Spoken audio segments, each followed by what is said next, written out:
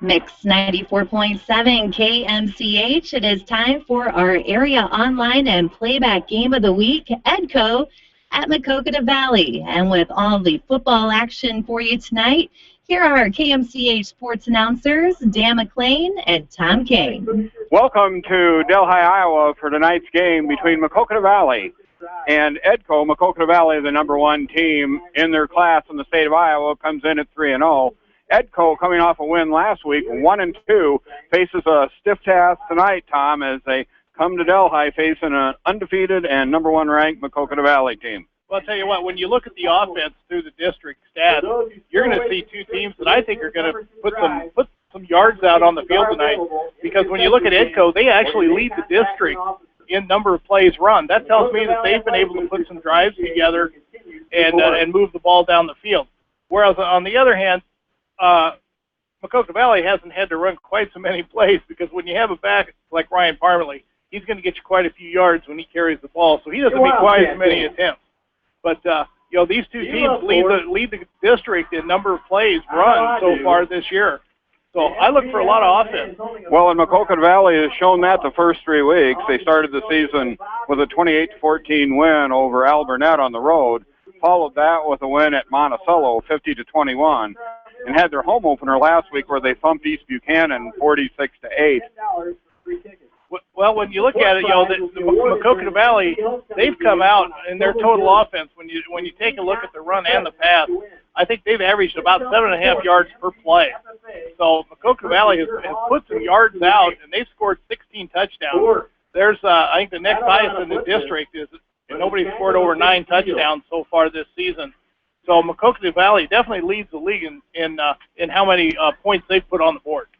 Well, and it should be a quick game tonight. Both teams ground-oriented. They haven't passed for many yards. Maquoketa Valley hasn't really had the need. When they have passed, they've passed for over 35 yards. Completion, I think the quarterback comes in 7 for 16 on the year. And Fisher really hasn't needed to pass with Parmalee in the backfield, although when he has passed, they've gone for long scores. He has 4 touchdown passes in his 7 completions. For EDCO, they come into the game, they lost a heartbreaker against Clayton Ridge. That season 15-14. They had come back from a 13-0 deficit and showed a lot of heart in that game. They'll need that tonight when they play Maquoketa Valley. They showed a lot of not quit the first night, and I think that might help them here tonight. Then they got edged in the second week 14-6 by Marmac in a game they could have won. And then they rolled over Postville last week, 30-12. So I'm sure they're excited to see how far their program's advanced, although this may be too tough a test for EDCO, a team that's basically rebuilding and trying to get where they can be competitive each week. Yeah, I think Shooky had on his show last Saturday from Coach Rochford a stat that it was the first home win in 5 years for the EDCO program. So, that's a big hump to get off your back there, is that they were able to get a win at home after that many years. So like you said, they are looking to see where they measure up in this district right now. I believe the Cedar Rapids Gazette had them picked as a preseason playoff team. So this will give us a little bit of a measuring stick and as to see where they are actually going to. What's Maquoketa Valley mindset? How do you keep the kids from reading the paper, knowing they're number one, after rolling the first 3 weeks of the season? Well, it's the old coaching cliche. You go 1 week at a time. And I know Wes Wilson pretty well. I've known him for a number of years. And I'm sure he has instilled that in his kids tonight, that, on any given night, anybody can beat anybody. You have to always keep that in the back of your mind. So, you're going to have to go at it 1 week at a time. Well, and EDCO, really nothing to lose tonight. They can come out and put everything out there that they want. They're not expected to win. They're expected to be better than last year, and I think that's probably their measure tonight. Right, and I think EDCO is going to give a good show here. I think they're going to come out, they're going to try to do a little run, but I'm sure they're going to try to mix in some pass tonight, because they're going to want to try to get a big play here and there wherever they can and get a score up on the board. So, I look for a pretty interesting football game. In the first game, a lot of their passes were rollout passes against the grain, trying to throw cross body, and that wasn't all that successful. We'll see if they've altered that at all tonight. They have a good running game. Nusker's a nice runner for them. He picked up a lot of yards in the game I saw and was a hard runner, made a lot of his yardage up after he was hit for the first time. Josh Himes also ran the ball well. He had a nice night as well at Guttenberg when they played Clayton Ridge. The officials are out at center field as we're under a minute away from the kickoff. In Delhi tonight, it's Maquoketa Valley, the #1 team, against Edco, the challenger, in district action, week 4 of high school football. Anything surprised you along the way so far in high school? Not really. I think there's, the teams that have been expected to do pretty well, have done that. I don't think there's been a lot of really big upsets. There's been a few here and there, but, for the most part, most of the teams that have been expected to do well have. Really, we're just getting into the heart of the district season. And I know there's some teams that haven't even played a district game yet. Their third non-district game will happen to be week 3. So some teams are just getting into their district season tonight. And Maquoketa Valley will kick off. Edco will receive. Edco going left to right on your radio dial. And they send 2 people deep for them. Ambling, #1, Sawyer Ambling for Edco's the deep man closest to us. And Josh Himes on the far side. And Edco's average is just about 13 yards a return. Parmley kicks off. Ball received at the 10 by Ambling. He's across the 20. 25-30, makes a cut, breaks a tackle. Out to the 35, past the 35, and is brought down by Maquoketa Valley at the 40. And he broke a couple tackles there. Got hit the first time at about the 25. And Edco will start 1st and 10. They mark the ball at the 39-yard line. Yeah, he's not only their offense, but Ryan Parmley was in on the tackle there. Is he selling popcorn at halftime? Under center now, back split, shotgun for Edco as a handoff up the middle, hit behind the line of scrimmage is Nesker, dropped for a loss. It'll be a loss of, call it 1, bring up 2nd and 11. Alec Madole in on the tackle there. They went up the left side, and he's that right defensive tackle.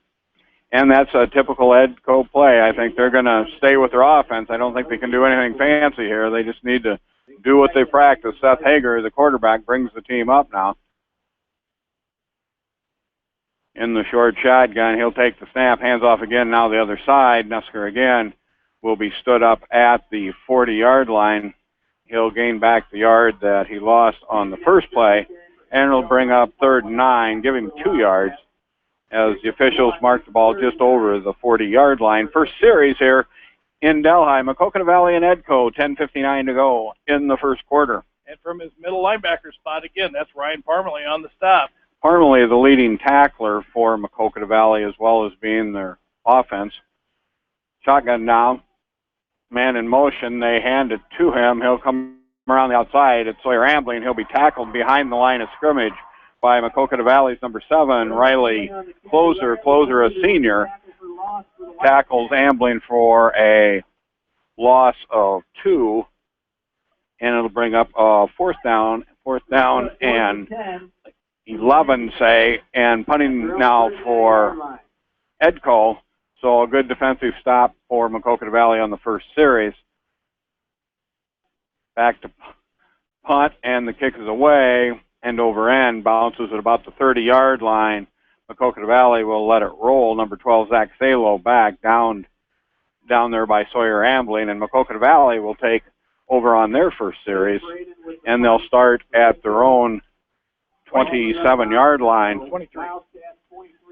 23-yard line. For the Wildcats.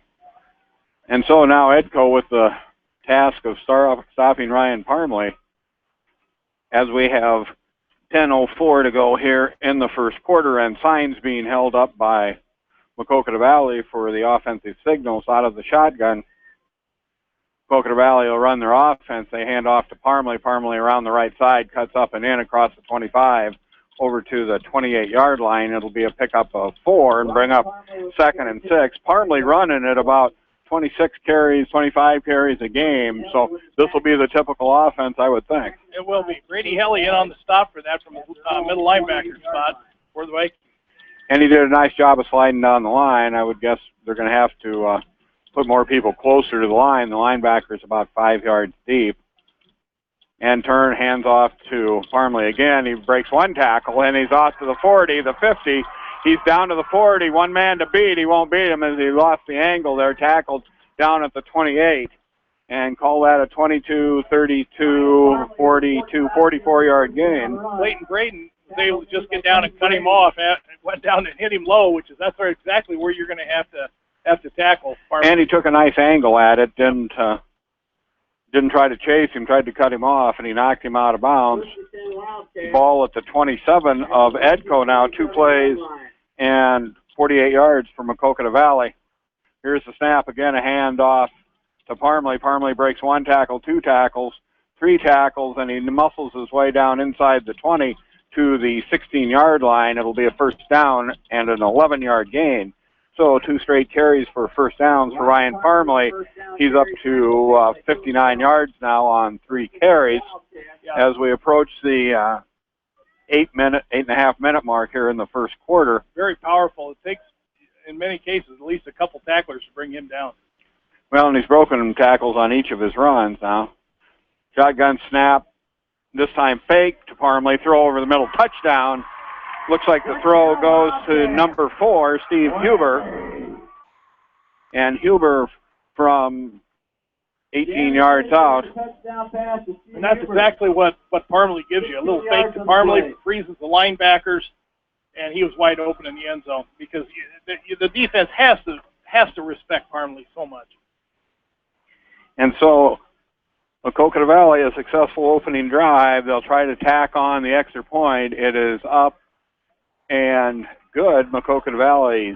Steve Huber sends the PAT through. It's 7-0. Edco now trails after 1 series apiece. Maquoketa Valley with an opening drive of 77 yards. There's 8:32 to go here in the first quarter. Maquoketa Valley 7, Edco nothing. You're listening to High School Sports on KMCH. Bob Stephen Motors in Manchester proudly supports all area athletes. Bob Stephen Motors is your locally owned and operated GM dealer in Manchester. Check them out on their web at bobstephenmotors.com. A great night out awaits you at Hartridge Golf Course. Join us for Taco Tuesday and our Thursday night specials featuring roasted chicken. Watch the Iowa games with 50-cent wings and drink specials at Hartridge, north of Manchester on 195th Street. Farmers Savings Bank offers excellent service with convenient office hours, telephone banking, and online banking. Farmers Savings Bank with locations in Colesburg, Elkport, Garber, Strawberry Point, Arlington, and Aurora. Farmers Savings Bank, it's all about you. Equal housing lender, member FDIC. Northeast Iowa Telephone Service in Manchester has everything you need to stay connected. Northeast Iowa Telephone has a staff of professionals available to help you get connected, from the installation of your new entertainment system to cable and data wiring in your home or business. Northeast Iowa Telephone Service is your sight, sound, and electronics connection on South Franklin Street in downtown Manchester. Does your athlete have knee, ankle, or muscle pain? American Trust. D&M Construction does residential, commercial, and agricultural construction. So if Cornerstone. All right, back at Delhi.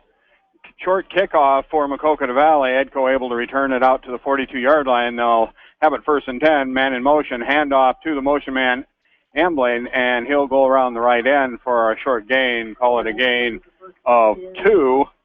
And it'll bring up 2nd down and 8. Amblin 2 carries now for no yards. Kind of an odd kickoff there by Huber. Bounced it down the field, and good field position for Edco out at the 42-yard line. Had a little bit of a pooch.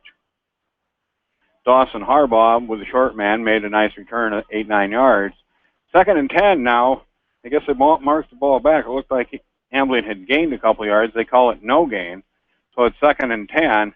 Turns around, hands off to their fullback on 2nd and 10. He'll pick up 3. And that was number 24, Josh Himes. Little inside counter there, but Parmley stayed home at his linebacker position and made the tackle. You'd think he'd get tired a little bit. You would. I think he's on every special team, too. And so now a 3rd and 7, tough position for Edco to get in, not really a passing team. And 3rd and 7s will be hard for them to convert tonight. They need to get more yardage on the 1st and 2nd down play. 7:16 to go. Maquoketa Valley with a 7-0 lead here in the first quarter. Hager now takes the snap, pitches around again, this time to Amblin. And the third time the play really doesn't work as Amblin's brought down back at the 39-yard line. That'll be a loss of 6 for Amblin. The hole was pretty much clogged up here to the outside, so we thought he'd try to reverse his field and get around the pack, but he couldn't quite get there. Well, Nedco must think they have something there because that's the play they've run 3 times out of 6 plays. They've been tackled for losses on 2 of the 3, and now it forces them back to punt again. Number 16 will do the punting. Clayton Braden back deep for Maquoketa Valley at about the 25-yard line are the return men. And a wobbly kick bounces at the 35, has an Edco bounce down to the 25, inside the 25, down to the 23.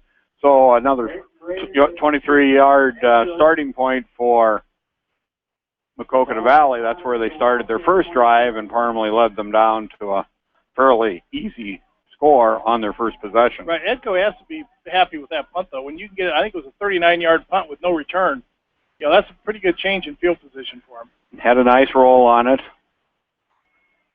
Fisher now will bring the team up. He's in the shotgun. Parmley directly behind him. He'll turn and hand to Parmley.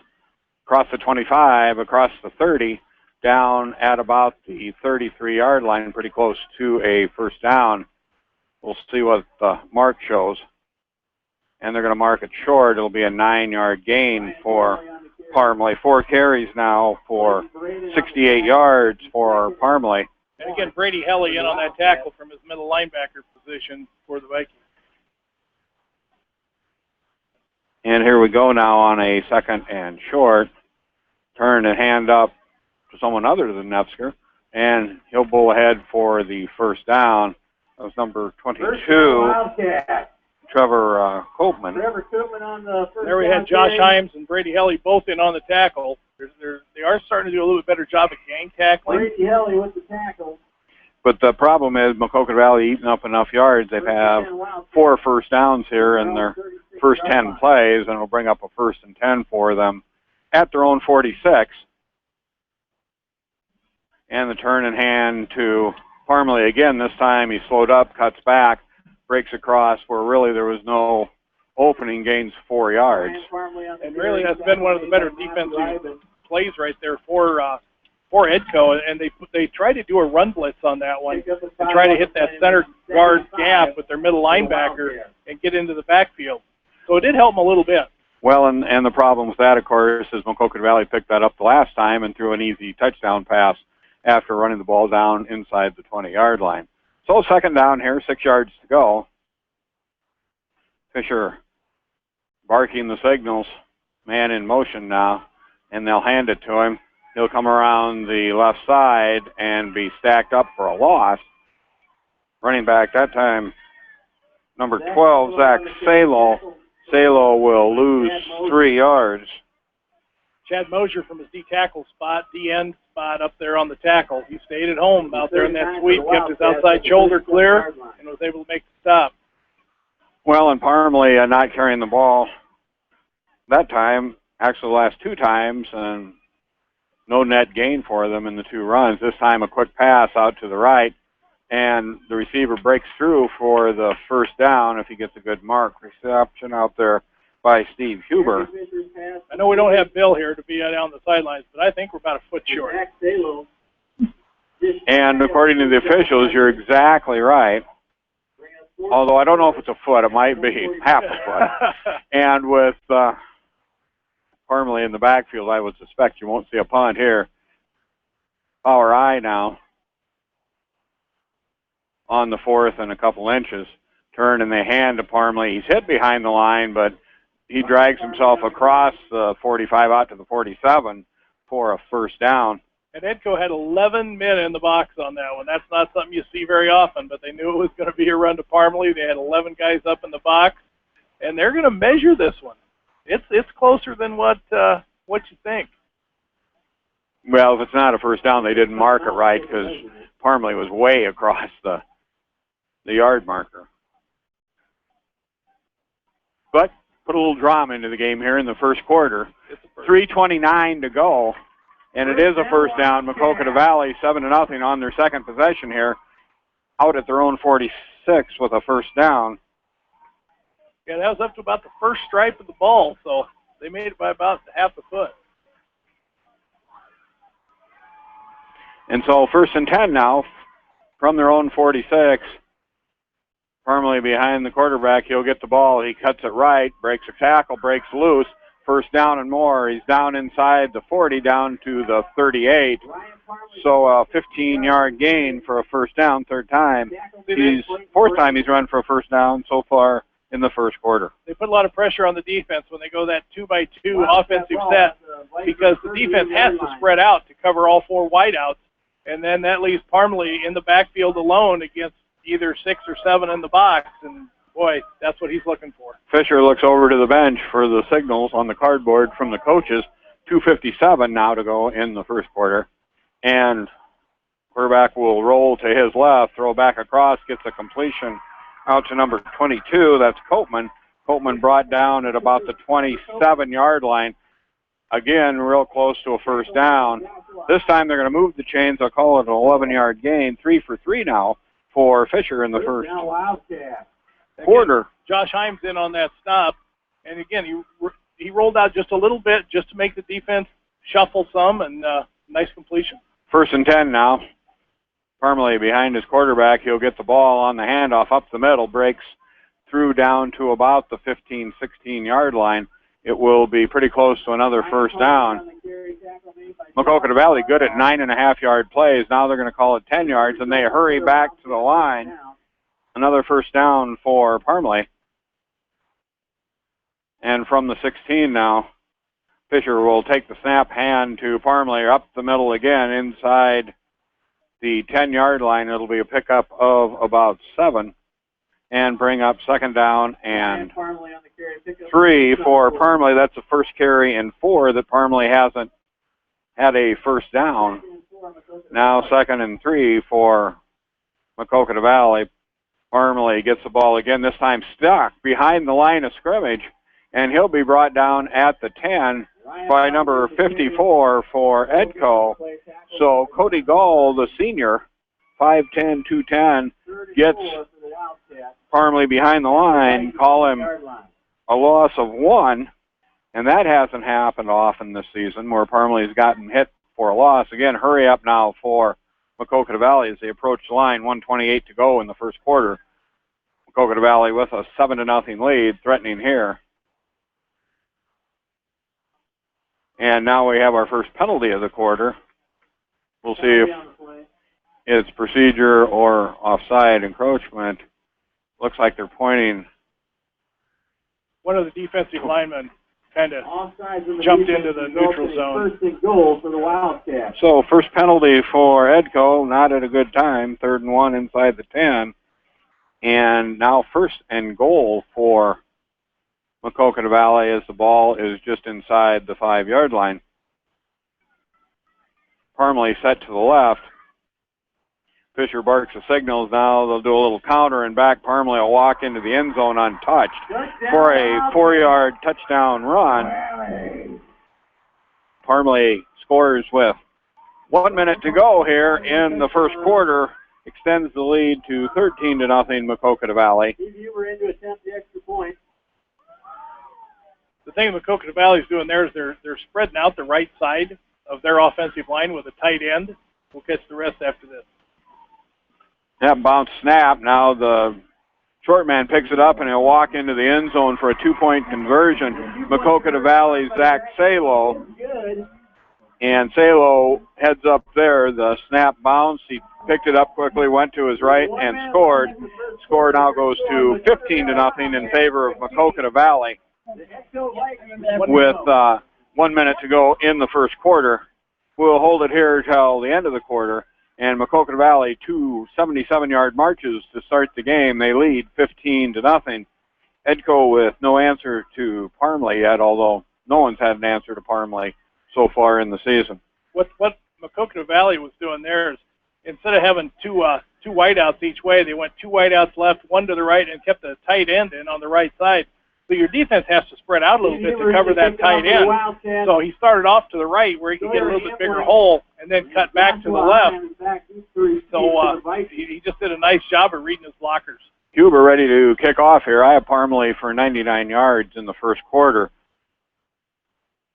That's pretty good for 11 carries, averaging 9 yards a carry. That's nice of him to do that so it divides out easily. Huber now back to kick, this time a line drive. It'll bounce back to Ambling. Ambling will take it on the 10, 15, 20. Breaks through, has a hole, kicker to beat. And he beats the kicker, but the defense able to get back as he was slowed down. Zach Harbaugh with the tackle. Ambling with a long run back down to Maquoketa Valley's 34-yard line. He got it at the 10, so a 56-yard return for Ambling. Good field position again for Edco to start a drive. And special teams looks like something Maquoketa Valley will work on next week. I would think so. You can't give up field position like that, but that's a credit to Edco. Well, and Edco against Clayton Ridge got down 13-0 and, you know, just kept hacking away. We'll see how they can do on offense here. Hager turns around and gives it to Nutsker up the middle. That ball will be spotted at about the 39-yard line. It'll be a pickup of, call it 1. And Parmley's coming out with a bit of a limp right now. And you don't want to see anybody hurt, but Edco certainly wouldn't mind to see him come back next week. So 2nd and 9, Parmley.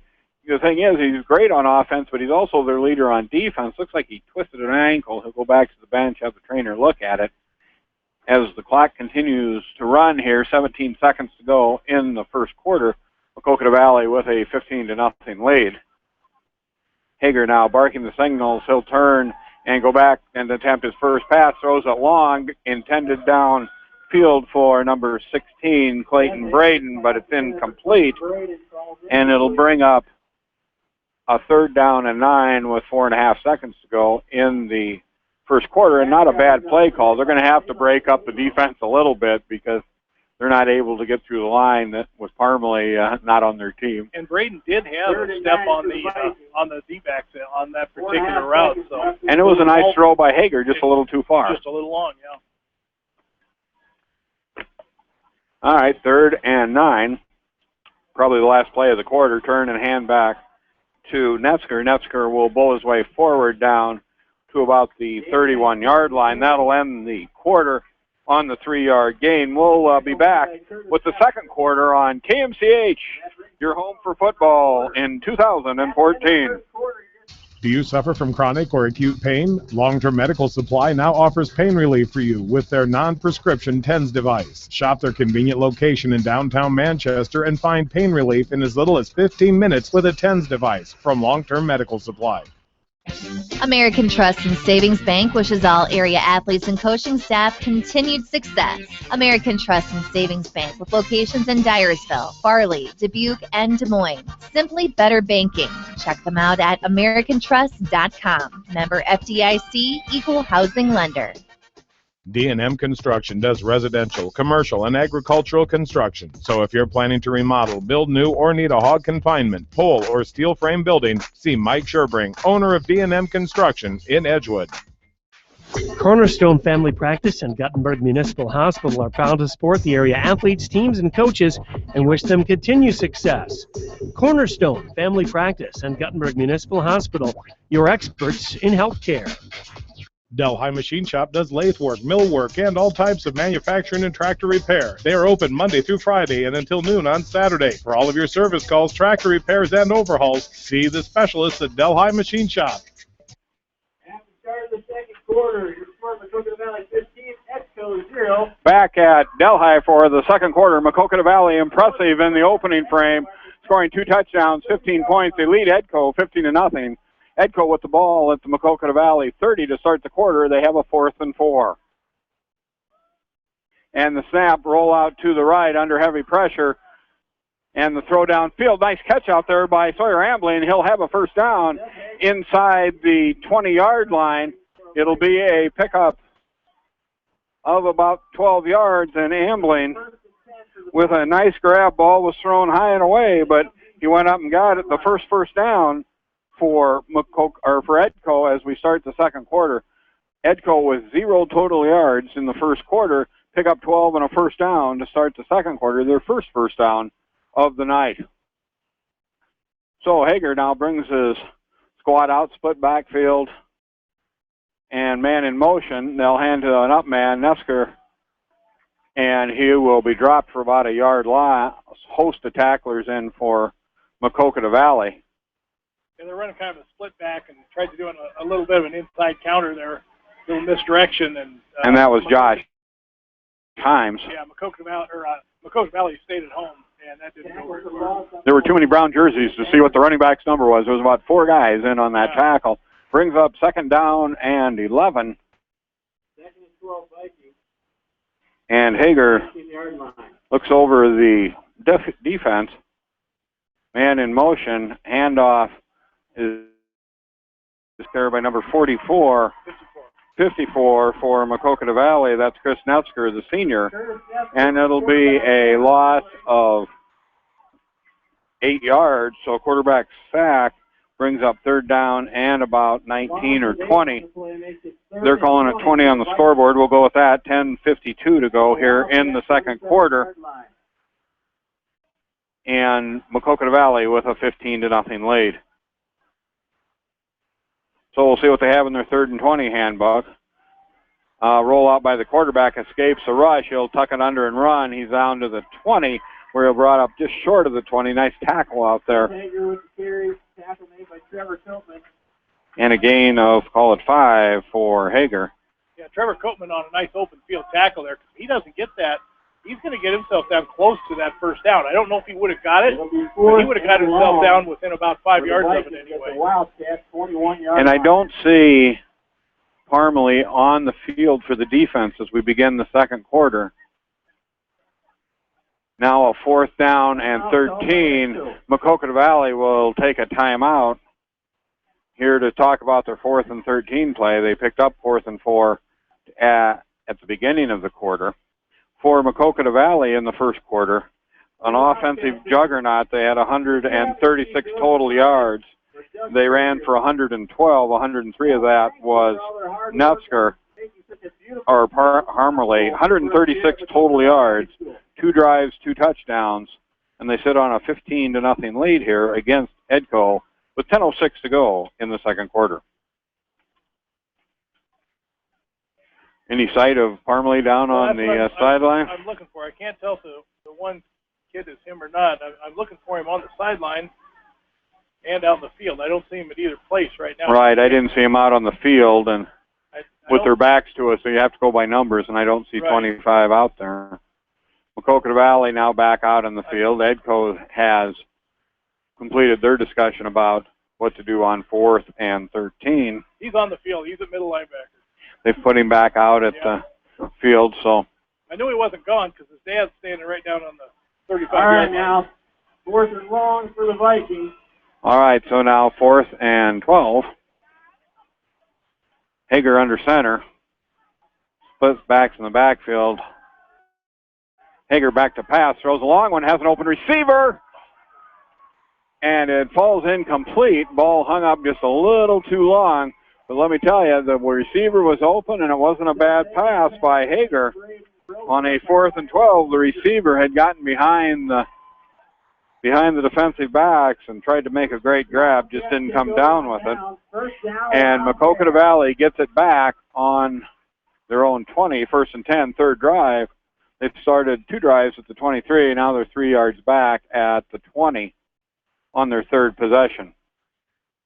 Fisher backhands off to Parmalee. Parmalee cuts left, turns upfield out to the 26, 27-yard line.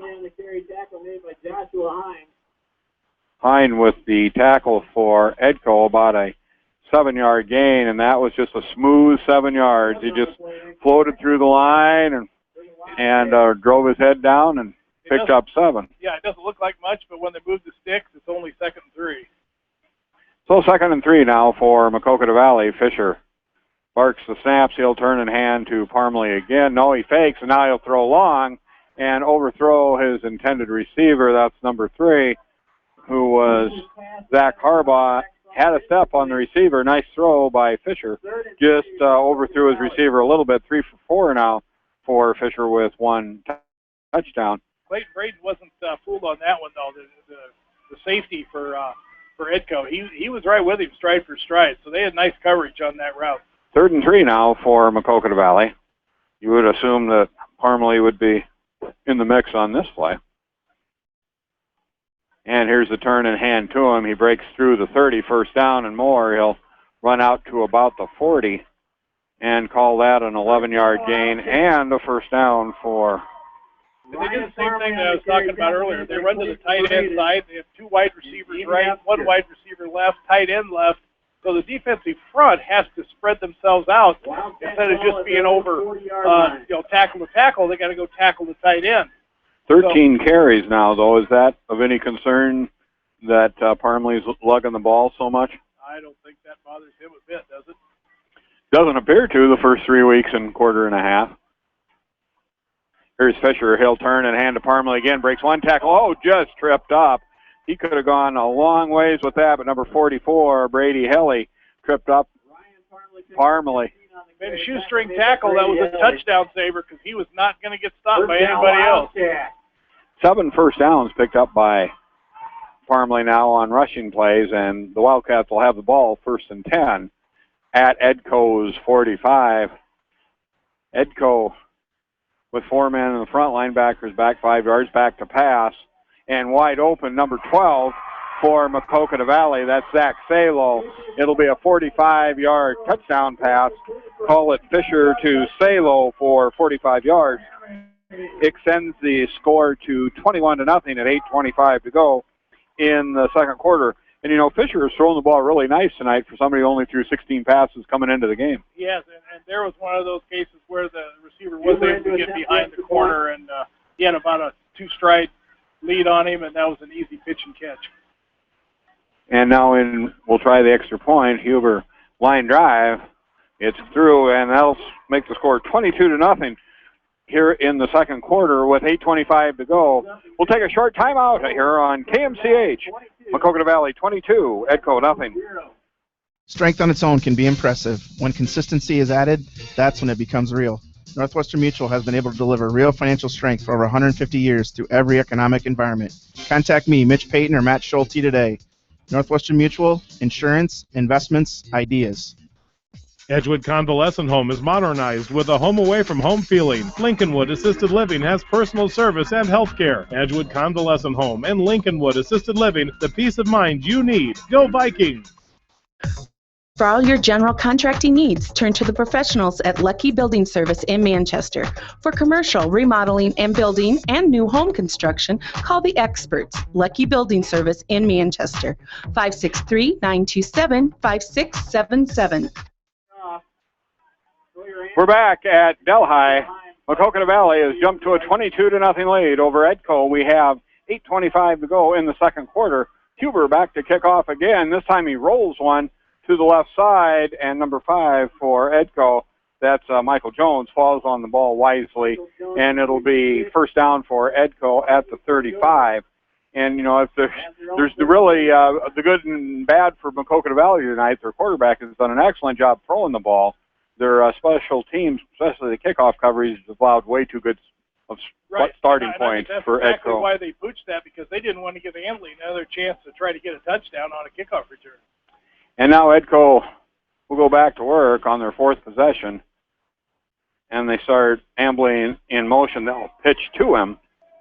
This time he turns it upfield past the 35, 40, 45, and he'll be brought down at the 47-yard line. Nice run that time by Ambly, and about a 12-yard gain. That's the 4th time they've run that play. This time worked well. Second first down of the game for Edco.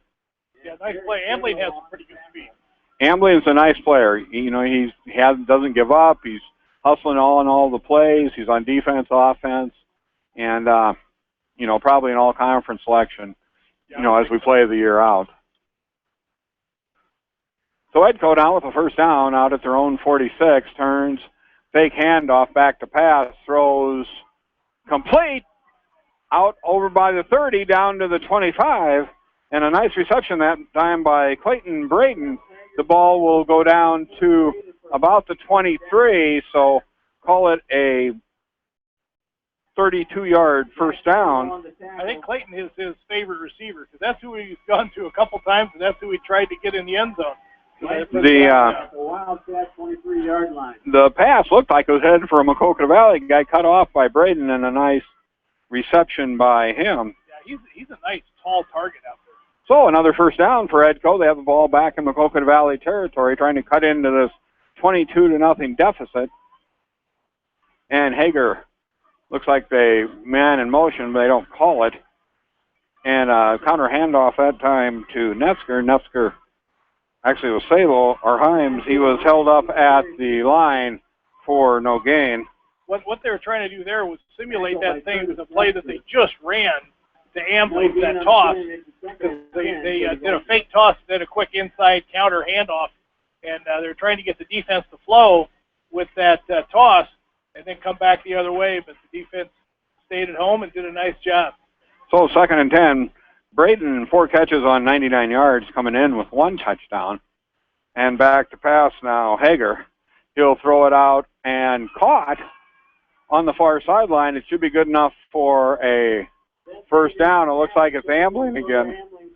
It is. Give it a pickup down to the 10-yard line? Looks like it's the 10 to me, and it'll be 1st and goal. Nope, now they're marking it just outside the 10. And there again, they had at the 13-14. It looked like Maquoketa Valley had a little bit of a blitz on there because they were coming at him, but he was able to get rid of the ball just in time. Well, and Edco making some adjustments, saying if we can't run, we're going to wing the ball far and hope somebody catches it, and it's worked so far on this drive. Hager turns around. He'll hand off up the middle, down inside the 10, down to about the 6. And it looks like the running back on that play was Jamie Netzker. Give him a pickup of 3. Not quite understanding what the chain crew's doing. They marked the first down at the 13, and now they have the chains down and the ball to 9. I think they moved it back to the 10. Because initially that's where I thought he went out of bounds at, and then they marked it at the 13. But apparently it was back at 10, 2nd and goal. Hager calls the signals, quick pitch out to Netzker. He'll try to turn the corner. He does, and he'll waltz into the end zone. A 9-yard run for Jamie Netzker. Touchdown for Edco. They cut the margin to 22-6 with 5:27 to go here in the second quarter. So an impressive drive for Edco, falling behind 22-0. Didn't give up, marched the ball down the field, mostly with long passes. And the 9-yard run for Netzker puts Edco on the board. And they're going for 2.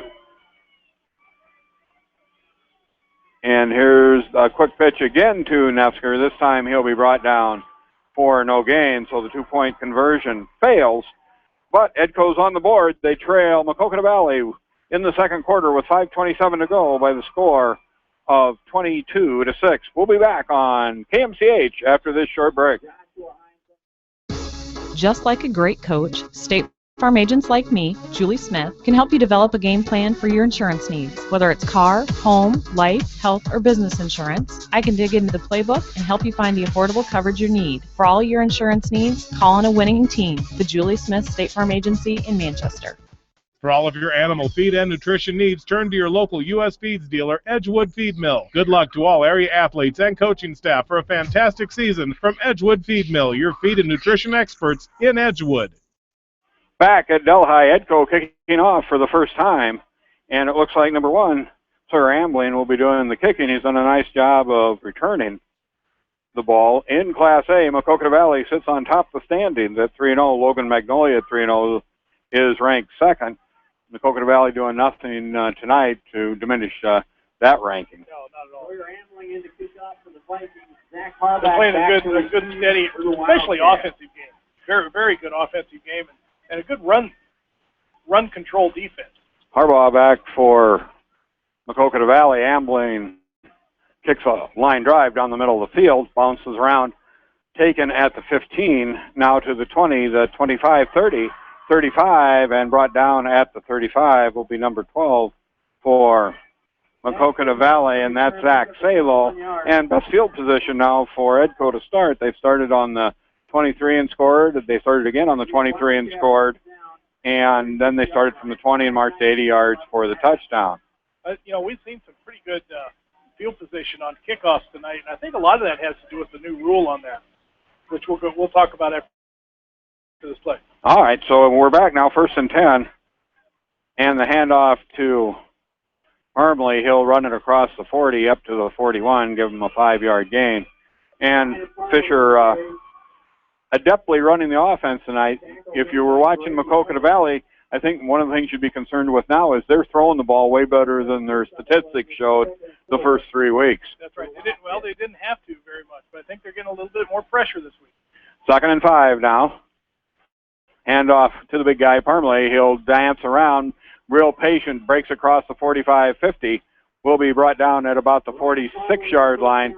Call it a 12-yard gain and a first down for Parmley. Okay, I mentioned the kickoff earlier. There's a new rule this year that on the kickoff, nobody can line up more than 5 yards behind the ball. You have to be within 5 yards of the ball, so you can't get a big running start to get downfield. So that limits the speed that the kickoff teams have filled up going downfield. And the kicks have been low and not very far, so that'd be one thing too. I think we have our second penalty of the night here as a flag came in as the play was snapped. And it's against Maquoketa Valley. That will be their first penalty of the game. Little movement. And the clock will run here. So both teams with one 5-yard penalty. And it'll set up 1st and 15 for Maquoketa Valley. Ball right on the midfield stripe. They lead 22-6. There is 4:12 left here in the first half. Fisher takes the snap. He'll roll to his right. Passes off to number 4, Steve Huber. Huber across the 40 down to the 34. Enough for a first down. Call it a 17-yard gain. And a nice design play there by Maquoketa Valley.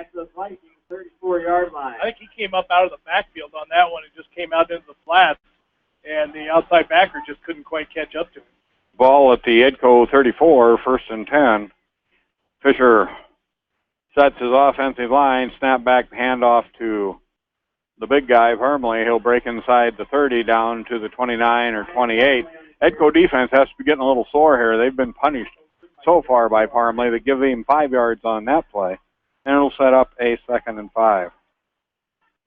Quickly to the line now. Maquoketa Valley runs another play, handoff to Parmley. Parmley breaks down through the line down to the 20. Inside the 20, it'll be a first down, and it will be marked at the 18. Maquoketa Valley in a hurry-up offense here, but they at least have to set the ball before they get to run the next play. Wildcats at the 18-yard line. And here's the snap back again, a handoff to Parmley. He'll run up the middle, not touched until he gets inside the 10, down to the 9. It'll be close to a first down. The yard marker's just inside the 9, down by the 8. Ryan Parmley with the carry. And they're saying it's a 9-yard gain. 1st and goal. Okay, they are saying it's a 10-yard gain. Wildcat. I'm telling the chain crew's playing tricks on me tonight. 1st and goal. Here's the handoff. Parmley up the middle. He'll scoot into the end zone. A 9-yard touchdown run with 2:55 to go here in the first half, and that was too easy. Second 9-yard run in a row for a touchdown. Edco had one from Netsker. Now Parmley runs his in. Well, that's the one thing that Maquoketa Valley does real well there. They kept Edco on their heels, that hurry-up offense, and they just kept giving them a taste of Parmley. And here's the kick, extra point. It'll be no good. Hit the. Yeah. Oh, it is good. It skipped through the crossbar. It hit the top of the crossbar and went across, went over it. So the PAT is good, headed all the way. No problem with that. And with 2:55 to go, Maquoketa Valley now leads 29-6. We'd like to thank some of our sponsors for this program tonight. EDCO sponsors include Bi-County Disposal, Community Insurance, Cornerstone, Family Practices, Guttenberg Municipal Hospital, D&M Construction, Edgewood Auto and Tire, Edgewood Convalescent, Edgewood Feed Mill, and Farmers Savings Bank. From Maquoketa Valley, sponsors include Clifton Murdoch Funeral Home, Delhi Insurance Agency, Delhi Machine Shop, Hertwig Marina, Hillside Manufacturing, Monticello Sports, and Wolfpool Electric. Thank you to all our sponsors for making this, it's not a telecast, it'd be a broadcast possible. Right. Although it's kind of a narrow cast because it's on the web, but that is more broad than actually radio, which is broadcast. Anyway, we'll go back to the kickoff here. Line drive kick down the field, taken at the 30 by an up man for Edco, and the ball will be returned to about the 36 on the return that time for Edco number 10, it looks like to me, Joseph Meisner, senior. And Edco now will take over 1st and 10 on the 36, 2:51 to go. Impressive drive last time, mostly through the air, really nothing to lose. They might as well try to air it out here again. Right, and and once again, they start their own 36 because Maquoketa Valley was not going to kick it off and give Sawyer Ambley another chance to get a big return out of it. And so Hager remains at quarterback. He'll bring his team to the line. Sends a man in motion, and an errant stamp will go back inside the 30 where the quarterback Hager will fall on it. It'll be a loss of 12 and set up a 2nd and 22, and that's not a good situation for Edco. We have a timeout on the field by Maquoketa Valley. We'll take this quick timeout and be back with high school football on KMCH. Sight and good vision is very easy to take for granted until it is taken away. Advanced Eye Care Associates of Eastern Iowa is here to help you. Advanced Eye Care Associates of Eastern Iowa is located at 105 East Butler Street in Manchester and at 1113 West 3rd Street in Benton. Your vision is our primary focus. Clifton Murdoch, Earlville, and Bonenkamp Murdoch Funeral Home and Cremation Service in Manchester are proud of all area athletes and coaches. Best of luck for a successful season from everyone at Clifton Murdoch and Bonenkamp Murdoch Funeral Homes in Earlville and Manchester. At Community Savings Bank, it's simple. Simply Free Checking comes with free debit cards, free online banking with bill pay, free mobile money, and free thank you gifts. Find out more about Simply Free Checking at one of our 7 locations or online at csbiowa.com. Community Savings Bank. Member FDIC. Community Insurance is proud to support the Edco Vikings football team, coaching staff, and fans. For all of your auto, farm, business, and home insurance needs, see the experts at Community Insurance in Edgewood. Go Vikings! Jay's Auto Supercenter on the Greater East End of Manchester has quality pre-owned vehicles, great financing options, and a full-service department, body shop, and detail department. See their full line of vehicles online at jsautosales.net. At Jay's Auto, customer satisfaction is their #1 priority. Back at Delhi, 2nd and 24, handoff to Nefsker. He'll pick up about 3 yards before he's brought down, and it'll bring up a 3rd now and 17, and a timeout again by Maquoketa Valley, looking to get the ball back here in the first half. And what do you think of that call there, Mr. King? Well, what they're trying to do is what you exactly said. They want to get the ball back and have a little time to do something with it. So especially now that Edco had that mishap on the snap, the ground is just starting to get a little greasy out there, getting a little damp, and the center had a little problem getting the ball snapped back. It kind of slid back instead of snapping up and back. So they had put themselves in kind of a hole there. So what Maquoketa Valley is doing, and they still have one timeout left after this one even. And they're going to try to, conserve as much time as they can and make Edco kick the ball. And if they figure if they can get the ball back with 2 minutes left, they're going to have a chance to try to score again. That's a long time for Maquoketa Valley, 2 minutes. My question to you is, I don't think we've seen a punt tonight. From anybody. I guess early in the first quarter, Maquoketa Valley kicked the first possession. Yeah. But after that, it's either been downs or touchdowns or turned over on downs. Right. All right, 3rd and a real long ways here for Edco. Hager takes the snap, pitches to Ambley, and he'll ramble around the right side, trying to get back to the line of scrimmage, run out of bounds 2 yards short. So 5th time they've run that play. It's worked once, and not this time. It'll bring up 3rd or 4th down and over 20 to go. And with that play going out of bounds, I was able to save Maquoketa Valley a timeout. And now it is 4th and long. Edco is going to have to punt, so they're going to put their pressure on their defense here to try to stop that Maquoketa Valley offense with just under 2.5 minutes left. And from the 26-yard line, the line of scrimmage, the punt will get away from about the 15. The Maquoketa Valley return men are up at about the 45. Good snap, low line drive kick, taken at about the 43-yard line, now to the 50, to the 45. Zach Salo with the return, he brought down at the 46 of Edco. So Maquoketa Valley, 46 yards to go in 2 minutes 16. If they want to add on to their lead of 29-6, they have one timeout remaining, and we have an injured player now for Maquoketa Valley, and it's the return man, Salo. He's hopping off on one leg as well. Pretty quick guy, and he's hopping off pretty quick. Yeah, he is. Coaches were telling him, slow down a little bit. You know, we're not gonna penalize you for having an injury. And it's obviously his ankle as he kneels down along the sideline. Yeah, that or I think he's got a cramp. I thought you said we weren't going to have cramps tonight. Well, I didn't think so. All right, 1st and 10 for Maquoketa Valley, 45-yard line of Edco. Turn and hand off to Parmley. No surprise there. He bowls across 40, inside the 40. Now bowls a defensive back down to the 36-yard line. A first down, second down, and give him a yard of 8. And 2nd and 2. Clock running now. Turns, hands off to Parmley right up the middle. Huge hole. He'll break inside the 30 down to the 20. It'll be a 16-yard run and a first down.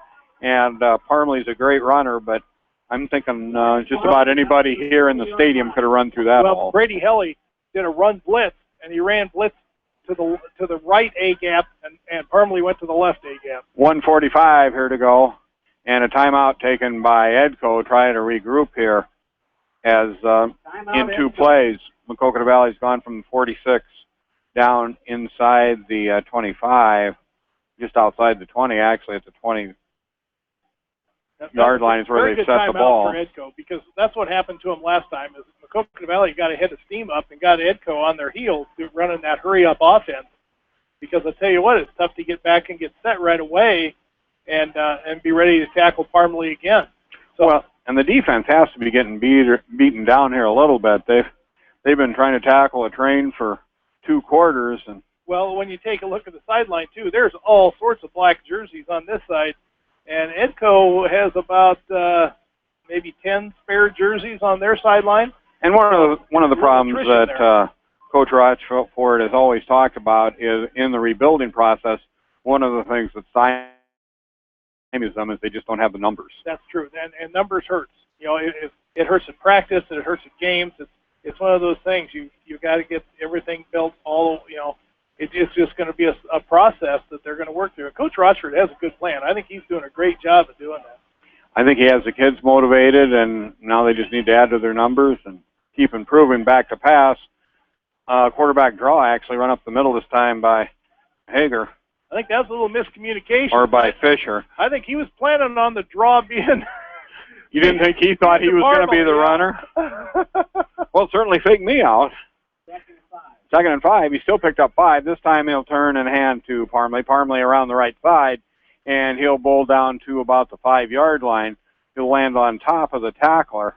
First down, Wildcat. And that was Nefsker, the tackler on the play. Dawson Harbaugh also in on the tackle. 1st and goal now for Maquoketa Valley. They'll hand it off the middle, and the ball will go down to about the 2-yard line where it will be 2nd and goal. Quickly back Ryan Parmley on the carry. Up on the offense now, 2nd and 2, under a minute to go. And we're going to have a timeout taken, this time by Edco again. And probably a good timeout. Just, trying to calm the forces down. Maquoketa Valley has gone into kind of hyper mode running the ball here. And not only are they running it every play, but they're setting up and running it quickly every play. Right. And this is, you can't take those timeouts with you into the next half. So this is a good call for Edco. They just try to regroup and give their defense a little bit of a break from that fast-paced offense that Maquoketa Valley is putting on the field. 23 carries for Parmley. You're getting to the point where that may be too many. You're 3-0, and you have to have a long view too. You're ahead 29-6. And we'll see how he's used here in the second half. Yeah, he's had a lot of carries, but he likes. I have a feeling he's a young man that wants the ball. Well, but ankles don't care how young you are. Right. If you twist them, and he's limped off once already. They're working on Salo on the sideline. One of the keys to being a good team and chasing a championship is being healthy. So second and goal here from the 2, and roll out this time and into the end zone. The quarterback, Touchdown Wildcat. and that'll be Jeremy Fisher on the 2-yard run with 49 seconds to go in the first half. So a rollout that time, they took it away from Parmley, and Fisher ran into the... Well, a little play action to Parmley, so that everybody's going to still freeze and stay in the middle of the field, and then he just rolls around the right end. And, I think he thinks, I got hit on that quarterback draw, which wasn't supposed to be a quarterback draw. I'm going to score the touchdown now. Right. Time out now, Maquoketa Valley. And so with 49 and 7/10 seconds left, we take a timeout before Is Salo the kicker? the extra point. He is the kicker, and that would be an important component of the extra point, I would guess. I would think so. But I'm guessing they're going to try to kick it with somebody else because Parmley is on the sideline. So. Well, and Huber is out to kick. He's actually been the kicker. Okay. And so he goes, they'll set the kicking tee down, see if they can extend the Maquoketa Valley lead. They lead 35-6 at this point, try and extend it to 36-6. Maquoketa Valley will get the kick to begin the second half. The extra point snaps down, kick is up. This time higher, didn't hit the bar, goes over, kick's good. Now 36-6 in favor of Maquoketa Valley. 49.7 seconds to go till halftime. We'll keep it here. And interesting in the standings this week, Tom, they have Xavier in Class 3A sitting on top with 1 loss. In 1A, you have Regina sitting on top with 1 loss. So you have the non-conference games when they play up brackets, and the voters seemingly give them a pass on that. That's right. And Xavier, they had to play probably the best team in the state for that first game when they went to Dowling. That was, I don't think anybody's played Dowling that close since then. Well, and you certainly can't penalize them for trying to get better. They're at DeWitt tonight. West Delaware, of course, versus Vinton Shellsburg at number 3. And here's the kickoff. Huber laces it down the field on the ground, and it rambles around, finally picked up at the 15 by Ambling. Ambling spins a couple times, falls across the 20-yard line. Edco will have it on the 21 with 44.8 seconds to go, and Maquoketa Valley with the lead, 36-6. And Ambling, he has the best kick returns when he can catch that ball in the air and start going north-south right away. As opposed to chasing it. Right, as opposed to chasing the ball back over by the numbers. But when he can get his speed up, then that's when he's had some pretty good returns. So we'll see how Edco plays it here. 44 and some tenths left in the first half. They have the ball on their own 20. Hager turns and hands it off, and it'll be run off to the right side by Nefsker. Nefsker will pick up a couple yards, and we'll see if that satisfies everybody here in the first half, as the clock now down to 30 seconds, and no one in the Edco huddle moving all that quickly. They don't have to snap it again. Hager back into the huddle now with the play. They'll come to the line, clock under 14 seconds. And Edco, I think, is going to be content to watch the clock run, as we're now under 5. Hager not doing much signal calling. He's waiting for the clock to expire. And it does. So that'll end the first half. A good half for Maquoketa Valley. They take a 36-6 lead over Edco into intermission here in Delhi. We'll take a halftime break. We'll be back with some statistics and some comments when we come back. Thanks for listening to KMCH, your home for football in 2014.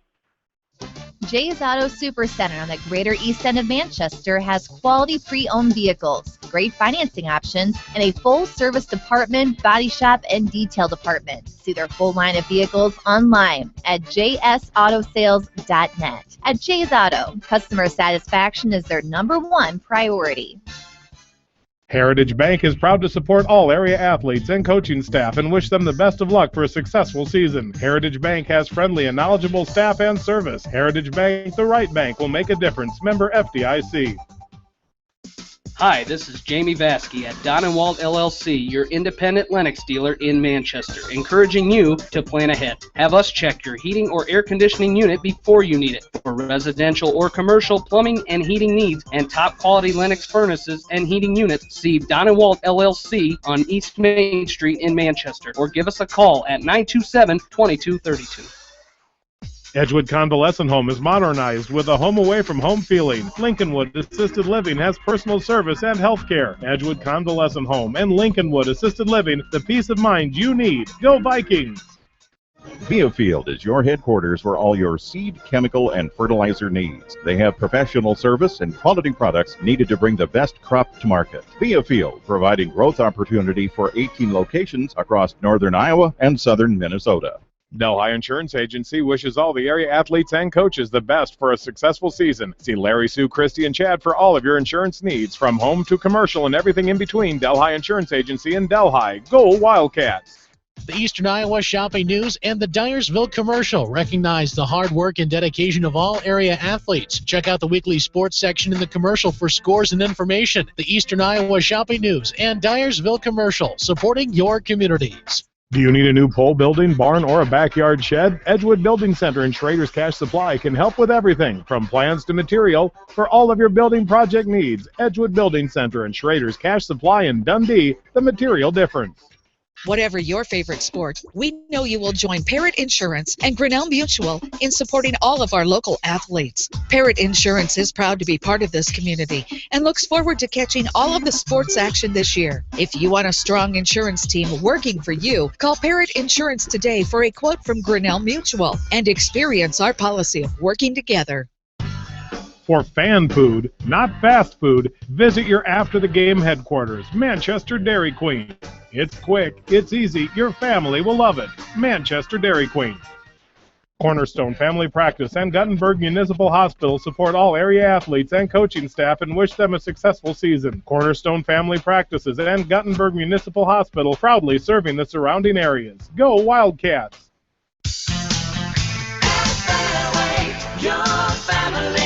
It's no secret that people come to Fairway in Manchester for their famous meats, but as you dash back to the counter to pick up your USDA choice ribeyes, don't be surprised if you find yourself lingering among the delicious fruits and vegetables in the produce department. Shop Fairway in Manchester for low prices and all your grocery needs. Edgewood Auto and Tire has a mobile tire truck available 24 hours a day for all of your ag, auto, OTR, and semi-tires. Edgewood Auto and Tire, your tire and automotive experts in Edgewood. Go Vikings! Head to Fireside Pub and Steakhouse before or after the game or anytime, featuring steaks, seafood, pasta, sandwiches, and even fresh-made pizza. They say it's the best around. Visit them on the web at firesidemanchester.com for a full menu and special offers. Going above and beyond is a standard of care at Above and Beyond Home Health and Hospice Care. Their compassionate staff cares deeply about the comfort of their patients. A nurse is available 24 hours a day, 7 days a week. Above and Beyond Healthcare, the more they care, the more beautiful life becomes. Proudly serving Jones, Jackson, Johnson, Lynn, Clayton, and Delaware counties. Leonard Muller Funeral Home and Crematory wishes all the best to the athletes and appreciates their hard work and scholastic efforts throughout the year. For personal, caring service, Leonard Muller Funeral Home and Crematory in Manchester, Edgewood, and Strawberry Point. D&M Construction does residential, commercial, and agricultural construction. So if you're planning to remodel, build new, or need a hog confinement pole or steel frame building, see Mike Sherbring, owner of D&M Construction in Edgewood. Go Vikings! At Three Rivers, our customers come first. Your business is very important to us. Our goal is to provide you with the best products and service that you have come to expect from Three Rivers. Visit our website at threeriversfs.com or the location nearest you. Three Rivers, your partner in growth solutions. Hillside Manufacturing is your small machine shop on Campo Road in Delhi. Hillside Manufacturing specializes in boat docks, metal fabrications, custom powder painting, and manufacturing outdoor wood boilers. Call Darrell and Deanna Hogan at 563-922-9026 today. Hillside Manufacturing. Go Wildcats! Citizen State Bank, your locally owned, community-minded, and customer-oriented bank, is here to serve you. Choose one of their 7 convenient locations in Winthrop, Monticello, Manchester, Ryan, Strawberry Point, Hopkinton, and New Vienna. Citizen State Bank, community banking with people you know, member FDIC. Monticello Sports is your retail sporting goods store in Monticello. They carry shoes, uniforms, and equipment and do screening for all area schools. Monticello Sports is your specialty sporting goods shop in Monticello. Hi, everybody. It's Jamie Vasky, the voice of West Delaware football, and I had the chance to review the Good Neighbor Society playbook, and I got to tell you, they are friends in our neighborhood designing plays to get you home fast. If you need help getting back in the game, contact the Good Neighbor Society's Rehab to Home team at 563-927-3907. Farmers Savings Bank offers excellent service with convenient office hours, telephone banking, and online banking. Farmers Savings Bank with locations in Colesburg, Elkport, Garber, Strawberry Point, Arlington, and Aurora. Farmers Savings Bank, it's all about you. Equal housing lender, member FDIC.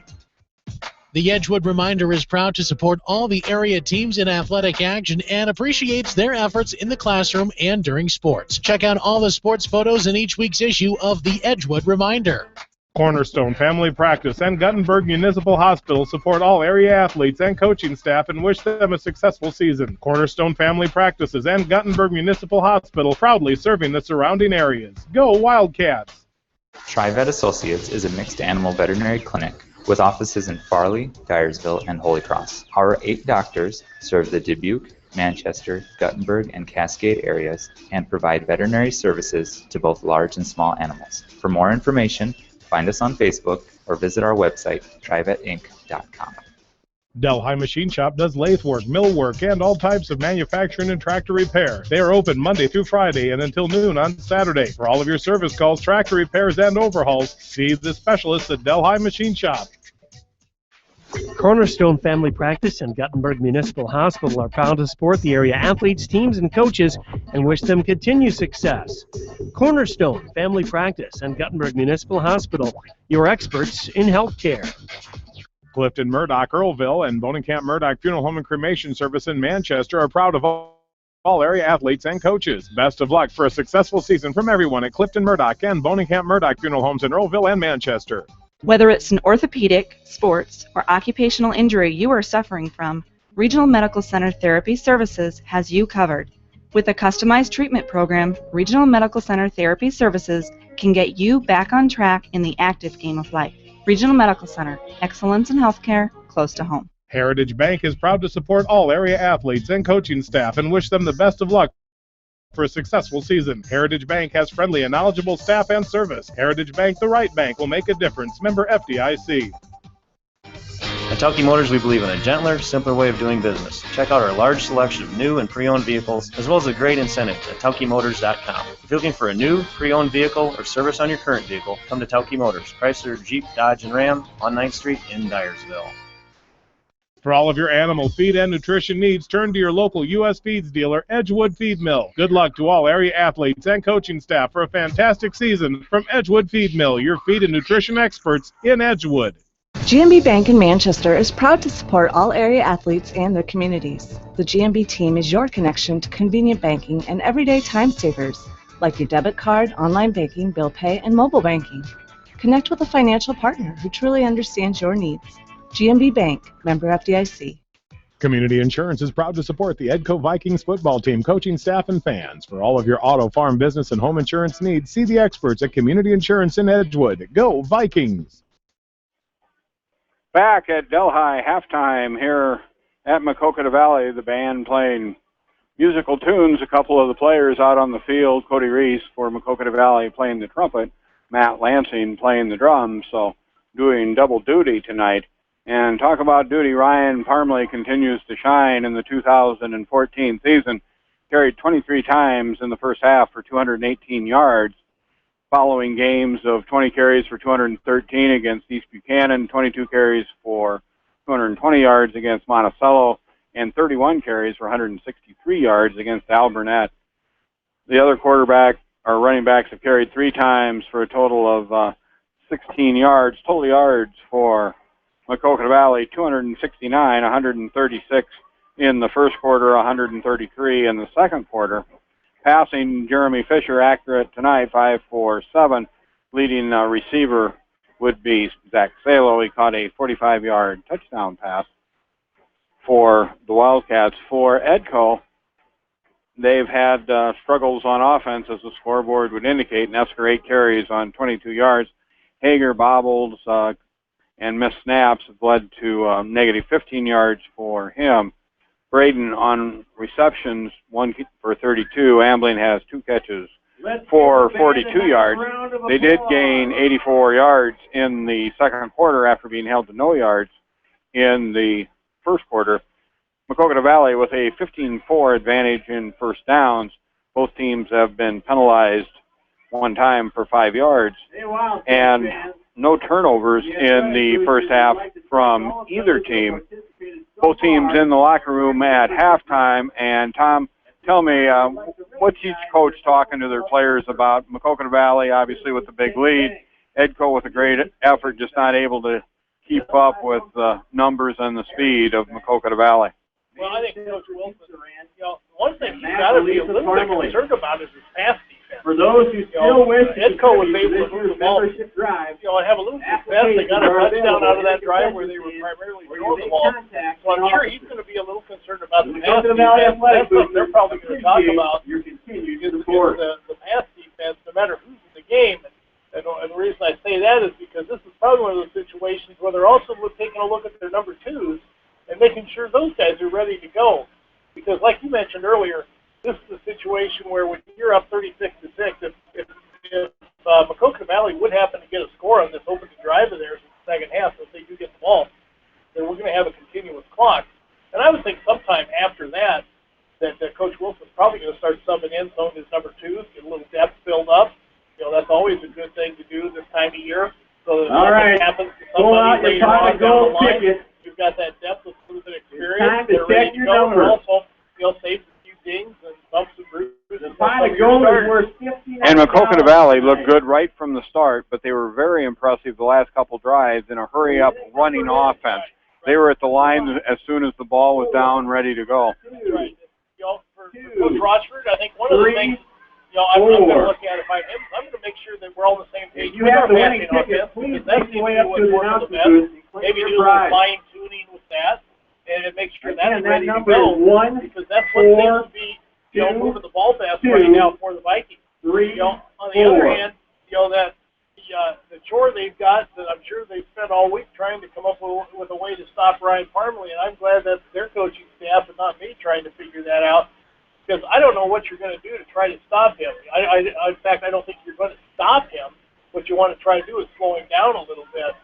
So maybe contain him. So I don't know if they maybe run a spy on him. I think they've been doing a little bit of that. But you could spy him. But the thing is, when you do that, you're giving up something because you're taking one man out of your defense. So that's a big chore. Some big decisions they're going to have to make on what they're going to do with him for the second half. Tie his shoelaces together might be an equalizer. Scoring in the game, Maquoketa Valley started the scoring at 8:32 in the first quarter. Huber caught a 17-yard pass from Jeremy Fisher. The point after was good by Huber. Maquoketa Valley struck right back with 1 minute to go in the quarter on a 4-yard run by Parmley. Salo took a bobbled snap, ran it to the right side for 2 points. It extended the lead to 15-0, and that's where we ended the first quarter. Maquoketa Valley again got on the board at the 8:25 mark on a 45-yard pass from Salo to Fisher. Point after was good. And all those drives, long drives, it's not like Edco was giving them anything. The drives were 77, 77, and 80. Edco answered with 5:27 to go in the half, a 9-yard run by Nesker.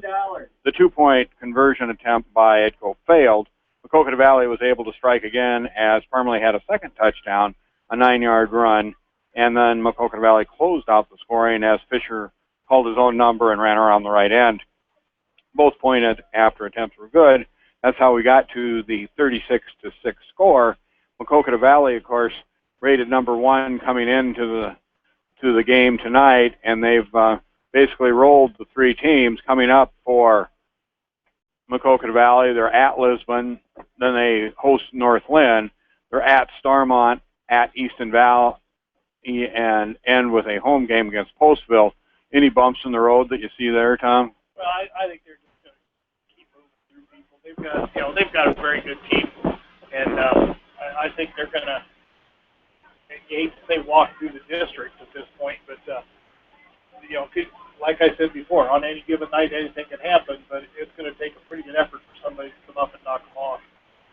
they certainly have had an awesome offense in the first half, like you talked about a little bit. Edco was a little bit successful by just winging the ball down the field and hoping the white shirt caught it as opposed to a brown shirt. And you have to give the quarterback credit for Edco, Jeremy Fisher. He had a nice quarter, too, throwing the ball. For a guy that's 7 for 16 coming in, he was accurate, was able to throw deep, able to hit cut routes. But for Seth Hager threw nice passes as well. And besides that, he was being hunted by the Maquoketa Valley line. They were chasing him all over, and that led to a couple sacks. But actually, both teams, I thought, have thrown the ball really well for not having that statistic coming into the game tonight. That's right. And both quarterbacks, like you said, have done a nice job throwing the ball. They've been putting the ball on target. It's been up to the receivers to try to make some big plays. In some cases, they've had to make some big plays to try to make the catches. And in some of these, he has been able to put them right in on the numbers and made some good catches. And the thing that's important, too, about not only the passing game is, pitch and catch, but it's also those YACs, those yards after catches, that is also important that the receivers, once they make that catch, they can become a running back and put their head down and try to get some more yards after they have caught that football.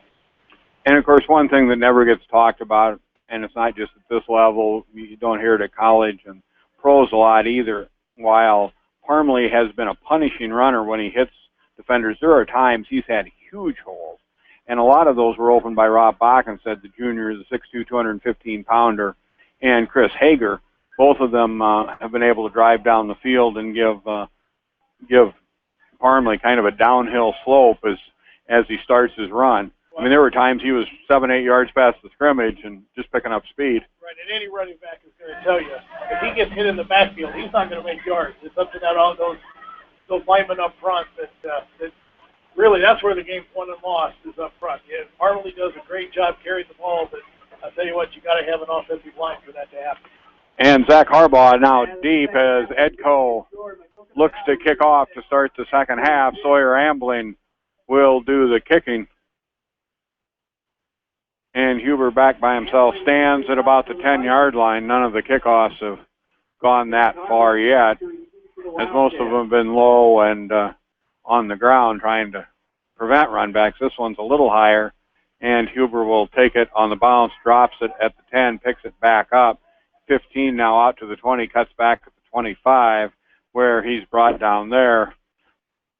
In on the tackle was Seth Hager. Hager, of course, the quarterback. So quarterback playing on the kickoff team is something you'll see in high school football in this class, and it kind of makes the game, more interesting, I think. Yeah. And out to direct traffic again for Maquoketa Valley, Jeremy Fisher. And he'll bark signals and give it off to Nefsker. Nefsker cuts off to the left and to the right, crawls through a tackle, and will be brought down at the 31-yard line. And that'll be a pickup of 4 yards.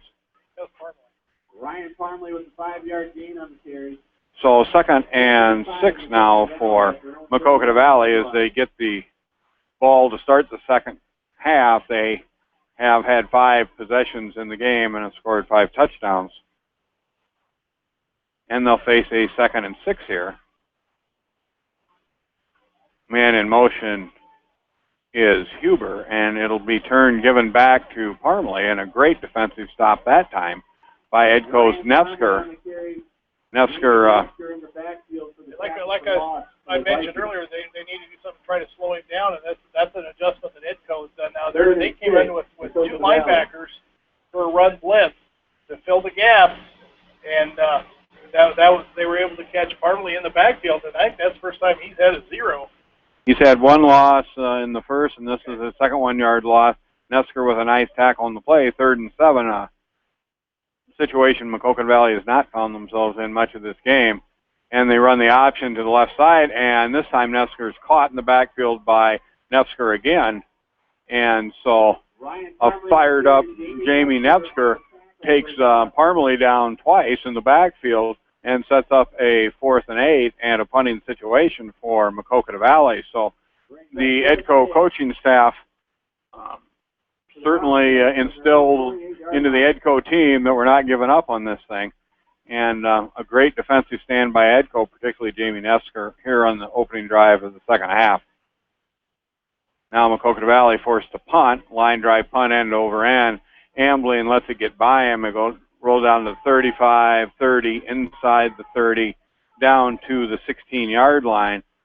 So a great punt, 34 and 18, 52-yard punt for Maquoketa Valley, and that's takeable in any situation with no return. 52 with no return. Anybody's going to take that. Takeable, is that a word? I'm not sure that it passed. So Edco now with their first possession here in the second half. They take the ball over with 9:48 to go in the third quarter. They trail 36-6. Hager still in at quarterback. He'll pitch to Nesker. Nesker will turn the corner on the right side, drag a couple of Maquoketa Valley defenders out to the 25, give him a gain of 3, and it sets up a second down and 7. Again, they were in the pistol there, split back. He was lined up on what would be the offensive left side. The lead back just leads outside, tries to seal the corner for him. It's just get around the corner and go. 20-yard line. So second down and 7 for Edco. Opening drive for them here in the second half. They trail 36-6. Hager brings his team to the line, looks both ways, barks the signals, turns, and hands the ball off to Nesker. He'll break the 25-yard line, but he drops the ball. Maquoketa Valley picks it up at the 28-yard line, and they're going to give the ball to Maquoketa Valley. Alec McDowell fell on the loose ball. First down, Wildcat. So first turnover of the game for either team gives Maquoketa Valley great field position down at the 28-yard line. We don't have video review, but it looked to me like he was down before he fumbled. But we can't review that on radio. We don't get that good a picture. Jeremy Fisher now under center, and he'll hand off this time to number 4, and that's Steve Huber.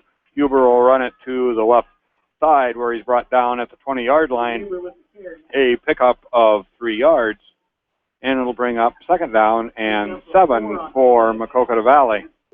Huber's been kind of blocking back there a lot of the time, so time to give him the ball a little bit. Well, and I think with the field position and the lead and the number of times Parmley has carried, probably a good switch up. That time handoff to Parmley, almost fumble on the exchange, but Parmley able to hold on to it. He'll rumble down past inside the 15, 13, 12-yard line. It'll be a first down for Maquoketa Valley, and they'll set up inside they're saying it's a 9-yard gain. The chains moved again. I don't know how they keep track of where the first down's at when the chains move and then go back and reset up. But well, they have to use the clip then. All right, when you move the clip, then you don't know where you're going. Right. But it'll be 2nd and 1. Reminds me of the time in Dyersville when they had a new guy mark the field, and he marked 9-yard, 10-yard lines, and they put the chains out, and they went 1 yard over. That was they called a fumble and gave the ball to Edco, and opening pass by Hager overthrows. I didn't see that. No, they didn't. The officials didn't really point anything. It must have been a fumble on Parmley. No wonder the chains moved. No wonder. All right, I apologize to the chain guys, but now I'm on the officials because they really should point in the right direction if they turn the ball over. Anyway, 2nd and 10. Could be we made a mistake up here, too, but you're not hearing us admit to that. Swisher would do that once in a while, but not us. 2nd and 10 now. Handoff on the counter.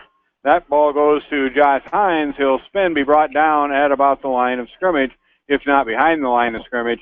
Call it no gain, and it'll set up 3rd and 10. And Maquoketa Valley has done a nice job. You know, they've watched some film, I'm sure, and they've done a nice job of staying at home because Edco is one that has run that counter a number of times tonight, and they've done a nice job of staying home and being there when they run that little inside counter. 7:51 here to go in the third quarter, 36-6. Maquoketa Valley with the lead. Edco with the ball, 3rd and 10. They're on their own 11-yard line, need to get to the 21. and turns and hands it off to Nesker, and he'll get no gain out of that run. And it'll set up a punt. Punter will be standing in the end zone for Edco. Yeah, the Edco would like to come out and throw the ball, but you're kind of limited when you're back there at your 10-yard line. You got to be really careful because there, if you throw a pick, it's probably going to be a pick six. And Zach Harbaugh deep for Maquoketa Valley. He stands inside Edco territory at the 47-yard line. Back to punt in the end zone. Edco, and the snap's a good one. The kick is up and away. Good spiral out to the 42. Now breaks a tackle, and Harbaugh comes to the right, cuts to the right more. He's inside the 30, the 20, the 10, and Harbaugh will dance for a 45-yard punt return. So Harbaugh took the ball immediately to the right, and he did a nice job of slowing down, setting his blockers up, and he had a channel all the way to the end zone. It extends Maquoketa Valley's lead to 42-6, pending the extra point. Well, Edco is in a full, they had to keep everybody in. A lot of times they'll put somebody out, but they had to keep everybody in tight to block on that punt because they were, like you said, in their end zone. And here's the kick. The snap's good. The kick's good. And we have a 43-6 Edco lead here with 6:50 to go in the third quarter. And explain to me again now, we're over 35 points, so the clock runs beginning when? Once we kick off here, the clock will continue to run. The only thing it's going to stop for is, I believe, an injury or a team timeout. And that's the only thing that's going to stop for, I believe. So, all right, well, we'll watch the clock and see. Incomplete passes, runs out of bounds, like it normally stops for those, that's not going to happen. Or change of possessions, it's not going to happen for those either. So we're just going to have a continuous clock. And as long as it maintains that 35 point, if Edco were having to score, then, of course, then we'd have a regular clock again. So Huber back to kick off for our Maquoketa Valley. Back for Edco is Sawyer Ambling. He's done a nice job with kick returns tonight.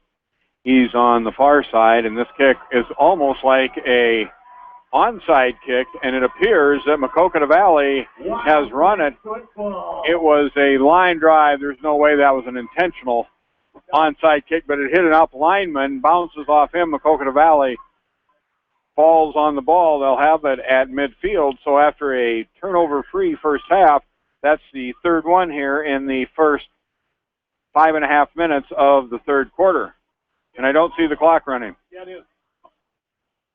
Oh, sure. They started after I look at it. All right, so we have Fisher still in the lineup for Maquoketa Valley. He'll hand off to Parmalee. Parmalee cuts back across midfield inside the 45 down to the 43, where he's drugged down by Brady Helly, but not before Parmalee picks up, call it 7 on the play. And there again, it looks like he's not getting that much, but again, when they set the sticks, it's 2nd and 3. And Parmalee had a nice cut back. He went one way, cut it back. It was a smooth cut. Never quit running. He didn't hesitate to cut. It was just a smooth, ongoing cut.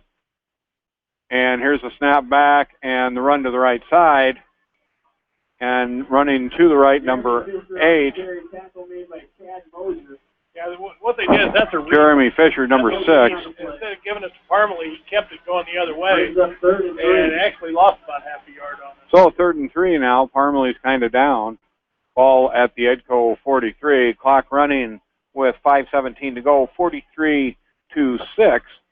Maquoketa Valley in lead, securing their continued spot as the number 1 team in their class in high school football in 2014. 3rd and 3 now. And they pass instead of throw, and it's off the hands of the receiver, Steve Huber. Pass over the middle to about the 33 and falls incomplete. Nice throw by Fisher. Hit him in the hands, but we had a blitz on by Edco, and he had a linebacker coming in and hit him just as he let go of it. So he was a little bit rushed there. He didn't want to throw it when he did. Well, that's right. He was over the middle, and he had his hands up, and the receiver had his hands up, and the linebacker hit him as he threw, and the ball bounced to the ground, and now Maquoketa Valley looks like they'll punt here on 4th and 3. And a nice spiral headed towards the end zone. It'll land in the end zone. So 45, 46 yards in the air.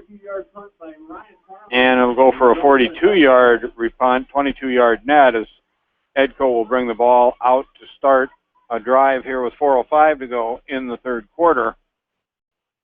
Clock running, continuous clock since Maquoketa Valley returned a punt for 45 yards at the 6:30 mark. Maquoketa Valley has pulled Ryan Farmley off the defense right now. Well, and he's over talking to the coaches. I think he's trying to make them a deal. You know, Coach, I don't understand being over here. All right, 1st and 10. Edco, quarterback Seth Hager rolls to his right, throws long, and a beautiful catch made out there by number 10 for Edco, Joseph Meisner. Give it a 31-yard gain and a first down. Nicely thrown ball, but a terrific catch out there. He was covered well. It was good coverage. Quarterback all over him, but that was just a nice catch. Good concentration. That would maybe be what you're going to see from Edco here the rest of the night. Ball sitting at midfield. 1st and 10 for Edco. First down of the half. Oh, head motion there. They didn't call that. Nesker, the handoff up the middle, 4-yard gain. So a bull run there by Nesker. He did a nice job of lowering his head and pushing the pile. Nice blocking up front, too, by Edco on that one. 61 for Edco. He's not in the program, so I'm not going to say his name.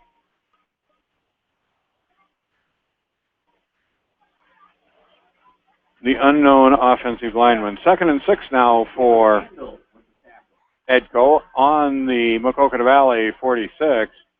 And back to pass is Hager. Hager will throw it long, has an open man, threw it a couple yards too far as the intended receiver out there, Clayton Braden, couldn't run under it. That time Hager was a little excited. He threw it off the wrong foot going forward. Edco flooded the left side. They had 3 receivers out here on the left side, all running towards the sideline, and actually all 3 of them had a couple of steps on their defenders. They were all in situations where they had catchable situations. Third and 5 now for Edco. I'm sure anything's 4-down territory at this point. Man in motion, snap back to Hager. Hager rolls back, gets clobbered, and the ball is picked off by number 22.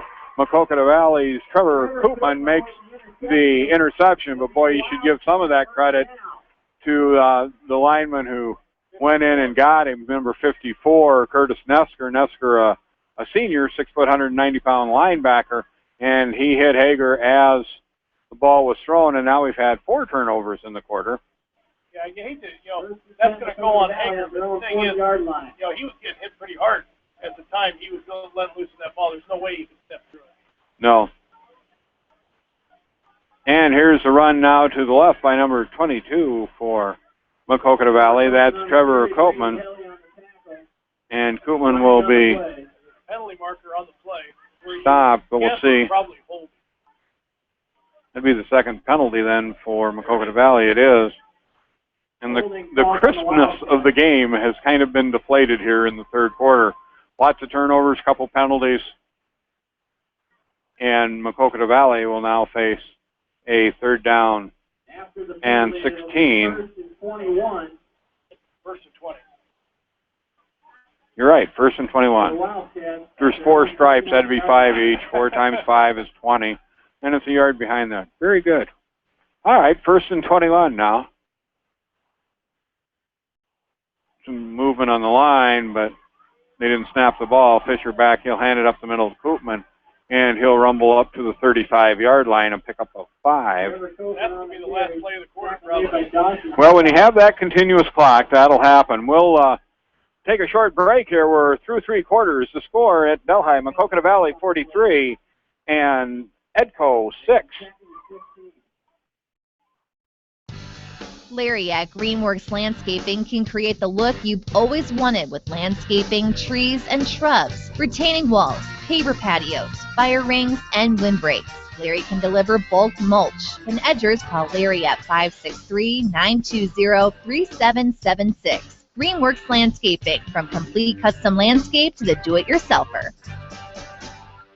D&M Construction does residential, commercial, and agricultural construction. So if you're planning to remodel, build new, or need a hog confinement, pole, or steel frame building, see Mike Sherbring, owner of D&M Construction in Edgewood. Strength on its own can be impressive. When consistency is added, that's when it becomes real. Northwestern Mutual has been able to deliver real financial strength for over 150 years through every economic environment. Contact me, Mitch Payton, or Matt Schulte today. Northwestern Mutual, insurance, investments, ideas. Edgewood Convalescent Home is modernized with a home away from home feeling. Lincolnwood Assisted Living has personal service and health care. Edgewood Convalescent Home and Lincolnwood Assisted Living, the peace of mind you need. Go Vikings! For all your general contracting needs, turn to the professionals at Lucky Building Service in Manchester. For commercial, remodeling, and building and new home construction, call the experts. Lucky Building Service in Manchester. 563-927-5677. Back at Delhi, Maquoketa Valley with a 43-6 lead as we start the fourth quarter. They have the ball on their own 36 after an Edco interception. So 2nd and 14 now for the Wildcats. And they'll run a pass play off to the near side, overthrown to Huber, incomplete. And that'll set up a 3rd and 14. And Tom, just a tough, I think, play for a quarterback to run against his body and then throw the other way. They've got to be able to still step and turn. They got to be able to do a good job of rotating their shoulders. They're going to try to run left and throw with their right. And you almost have to stop your run and set and throw as opposed to keep running to your right and throwing to your left. You're trying to hit a moving target. Yeah. So we have 3rd down now, 13 to go. Incompletion doesn't stop the clock, however, because of the 35-point rule. And the snap back and the long pass here. Receiver open, and he catches it down to the 32. So an 18 and 14 game, 32-yard gain. Did you caught that with that, Coltman? The thing is, I think Maquoketa Valley's got a lot of subs in right now. I think it was number... was it 3? Number 3. Maybe it was Harbach. Yeah. It looked to me like it was 3. I think they've taken some of their linemen out, too. Well, in the long pass play, probably confused everybody on the 3rd and 13 with a 43-6 lead. So 1st and 10 now, Maquoketa Valley. They'll hand it off to Coltman. He'll run it up the middle inside the 30 to the 29. It'll be a pickup of 3 and bring up a 2nd and 7 for Maquoketa Valley as we play the fourth quarter here at Delhi. 43-6, Maquoketa Valley with the lead. They'll travel next week, as will Edco. They'll go to North Lynn after this. So 2nd and 7, handoff up the middle, and a good cut in there by the running back. Gang tackled in at the 19-yard line by Edco tackles. And it looked like it was number 24 for Maquoketa Valley. They don't have a 24. It was 22. 22, missed by 2. Trevor Coltman, and give him about a 12-yard gain. First down in the red zone at the 19-yard line. And Maquoketa Valley, every now and then here comes one of their starters out and another lineman goes in. So. And it looks like Derek Salo's in at quarterback. No, yeah, that is number 5. As Coltman runs off to the right, it'll be a pickup of 2 for Coltman. The difference between 5 and 6 is the difference in the quarterback numbers, as it looks like they've put Salo in at quarterback, even though he's listed as a wide receiver and defensive back. No gain on the play, 2nd and 10. Well, I think he's on the base of throw, didn't he? 2nd and 10 now for Maquoketa Valley. And here's the snap back. It'll be handed up the middle of Coltman again. He'll bust down to about the 16-yard line. It'll set up a 3rd down and about 6. Coltman with 30 yards now on 5 carries unofficially. And 3rd and 7 as Edco shuffles some new defensive players into the game. Ball at the 17-yard line of Edco, Maquoketa Valley.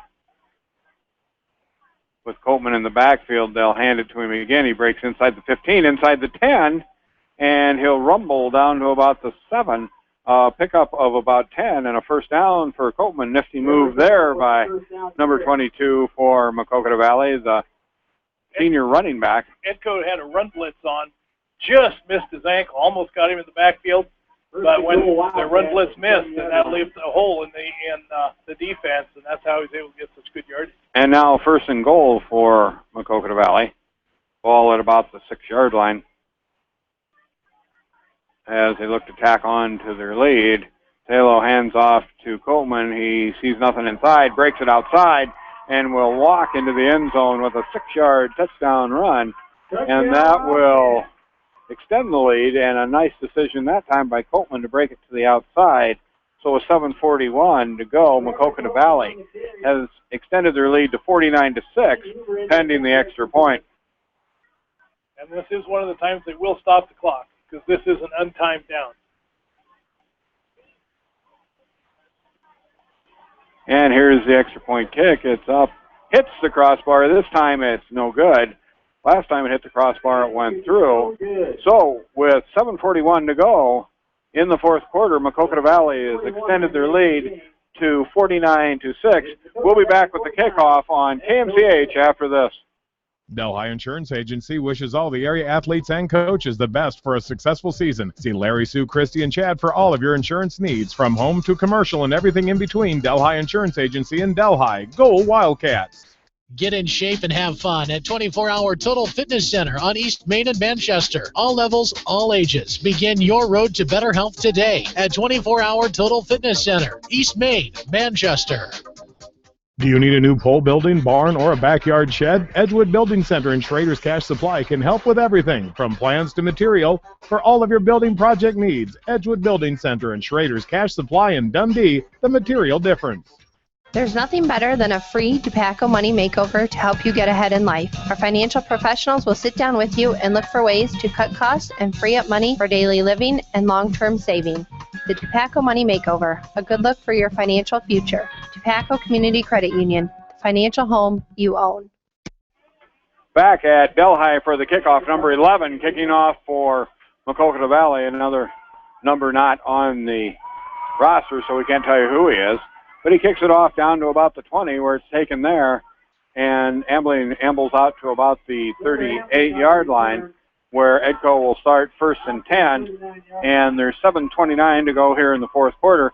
West Delaware up 20-7 at halftime, so they look to keep their streak alive and stay in the number 3 spot in their class in football. Swisher and Jamie out in Pittsburgh tonight. They're watching the Pirates and the Brewers. Pirates are leading 2-0. So I hope they're having a good time out here. I know we're having a good time in Delhi, huh, Tom? That's right. All right, first and 10. And the pitch to the near side. It'll be Netzker. He'll break to the 40, the 45, where he's brought down at the 50. A nice run, his longest run of the night of 11 yards. 11 yards, and that'll be a first down. And actually, that was 34. That was Dawson Harbaugh, and Netzker's 33. So a nice run by Dawson Harbaugh for a first down. Puts the ball out right on the midfield stripe, and Edco will have it first and 10 there. Seth Hager still in the game at quarterback for Edco, as players begin to shuffle in and out for both teams here in the fourth quarter. Netzker now back in the game, and fake to him, handoff to number 5 for Edco, and that's Michael Jones. Jones will run it up to the 46-yard line, a pickup of 4, and it will bring up a 2nd and 6. Yeah, the Edco can sub a little bit, but Maquoketa Valley is the ones that can do the wholesale subbing, because Edco doesn't have enough bodies to really take everybody out at once. Well, and their big guys have been in the game for a long time and have played a lot. Matt Elbin, the senior 5'11", 235-pounder, plays on both lines, and he's been out there grueling all night. This time Netzker goes to the left on the pitch. He'll pick up 5, and it'll set up a 3rd and 1. That time, Chad Moser, a great block for Edco. Moser, the big guy, 6'2", 245, anchors both lines, and he's done a nice job of blocking tonight up front for Edco. Edco just been out-quicked really tonight is the story, and they're way deeper. I think those two things. Plus they, have faced Parmalee, who's just an outstanding back. 3rd and 1 now, pitch back, cut up, and across for a first down is Sawyer Ambling. He'll pick up 2, and that'll be a first down. The thing about that play was a pitch. He probably ran 25 yards to pick up the 2 yards. That's right. Gets credit for 2, ran 25, a first down for Edco at the 38-yard line now. Clock continuing to tick. We're at 4:40. Maquoketa Valley with a 49-6 lead on almost a perfect football night. And you have to give Edco credit. Those kids aren't quitting a bit. They're still fighting hard, trying to score. When you're down by 43, tell you what, that takes something to do that. And they got down against Clayton Ridge and showed the same thing. So nice job of coaching by the Edco staff to keep their players in the game. This time a rollout to the right. Hager throws it down to Ambling. Ambling makes the catch down at the 26, a first down, a pickup of 15. Nice catch by Ambling and a nice throw by Hager. Edco will have it 1st and 10 at the 26. And like you say, Edco keeps trying to pound the ball, trying to, move the ball down the field, doing the best they can. And they're doing a nice job here of mixing it up, running pass and run. They're doing a nice job of that. Matt Elvin, the tackle for Edco, hands on his hips, now runs up to the line. And had a nice block on the last play when Hager rolled out. Ambling in motion, he'll get the ball coming on the sweep. He'll cut it inside, and he'll be tackled down at the 23-yard line, pick up 4 yards for Ambling. And Edco's gone to that play a lot tonight where they start Ambling in motion and they either give it to him on the pitch or on the handoff. It's worked once or twice for positive yards. Most of the time, Maquoketa Valley has been able to shut it down with good pursuit. That time, number 68 for Maquoketa Valley. 66, I'm sorry. Matt Lansing made a nice tackle. When they run him on the deep motion, that's when they pitch it to him and he tries to get outside. Otherwise, it's a short motion and he goes right behind the line. And we'll see what they do here on 2nd and 6. And a fake handoff inside now to the upback, Michael Jones. Jones will break it inside the 20 down to about the 17-yard line, where it'll bring up a 3rd down and less than a yard. And that's that little inside counter where they fake the pitch to Ambling coming around the back in motion, fake the pitch, and then do a quick handoff where they come back against the grain the other way, trying to get the linebackers flowing. But like I said, Maquoketa Valley has done a nice job of staying home on those tonight. Jones, 2 carries for 9 yards. And now 3rd and less than a yard. Man in motion, handoff up, fake. And now Hager will throw it in the end zone just over the outstretched hands of the intended receiver for it. So that'd be Joseph Meisner. And so on 3rd and 1, they say, why not? We'll try to go for the score. Obviously, they'll go for 4th and less than a yard here with the ball on the Maquoketa Valley 16. So good aggressive offensive play calling by Edco. And that was where Ambling came in right between the quarterback and the offensive line in motion. They just kind of flashed the ball to him on to try to freeze the linebackers in the corners, and then go kind of a play-action pass. And now it'll be 4th and less than a yard. They'll turn and hand it off to Nesker. Big hole. He'll break it to the right side, and he'll get down to about the 13-yard line, a pickup of 4. Nice blocking interior line there by Edco as the big hole was created for Netzker to run through it. Chad Mosier with a great block that time to free Netzker to get the first down. And we're down to just about a minute left in this football game with this continuous clock. Glad they don't do that all the time. You wouldn't have much scoring. No. Have to play 8 quarters. All right, Edco, first down here. They have the ball at about the 16. Snap back, and Hager will roll to his right, throw to Sawyer Ambling, and Ambling will get close to the goal line, and he's over the goal line for a touchdown, a 11-yard pass from Hager to Ambling. Ambling rewarded for his night of hard work as he catches the touchdown. It'll cut the margin to 49-12, and Edco probably goes for 2 here. Yeah, they did that earlier. They didn't kick it earlier on their other touchdown either. So 46 seconds left Ambling with the touchdown catch from Hager for Edco, and just indicative of Edco not giving up despite being outmanned here tonight in Delhi. And the 2 point, they'll look for passing again just over the head of the intended receiver. The attempt will be no good as Hager went back, threw it high, and the receiver not able to go up and get it. So the score will remain 49-12 in favor of Maquoketa Valley. Under a minute to go here in Delhi. And that was to Braden again. The nice tall receiver that it was just kind of a quick play action pass over the middle to him, and it's just a little bit too high. Again, we'd like to thank our sponsors, Bi-County Disposal, Community Insurance, Cornerstone Family Practices, Guttenberg Municipal Hospital, B&M Construction, Edgewood Auto and Tire, Edgewood Convalescent, Edgewood Feed Mill, Farmers Savings Bank, Clifton Murdoch Funeral Home, Delhi Insurance Agency, Delhi Machine Shop, Hartwig Marina, Hillside Manufacturing, Monticello Sports, and Wolf Coal Electric. Thanks to all our sponsors in 2014, covering football in Eastern Iowa. Your home for football, KMCH, Manchester. And even though Itko was able to score, the point differential is still 37, so these last 46 seconds are going to go pretty quick once this kickoff happens. Yeah, you couldn't go for a three-point conversion to try to stop the clock. Here's the kick. Looks like it's an onside kick. Rolling. 9 yards is not enough. And Maquoketa Valley will down it. And the officials now decide to talk about it. No penalty flags thrown yet. Well, no penalty flag, but when the Maquoketa Valley kid picked it up, he could have run with it. And nobody tackled him from Edco. So he handed it to another kid, and the other kid took a knee. I think the refs are probably ready for some pizza and soda here in the waning moments of this game. Edco, it was kind of a nice onside kick. Yep. Just didn't quite go 10 yards. Maquoketa Valley will kneel down to end the game.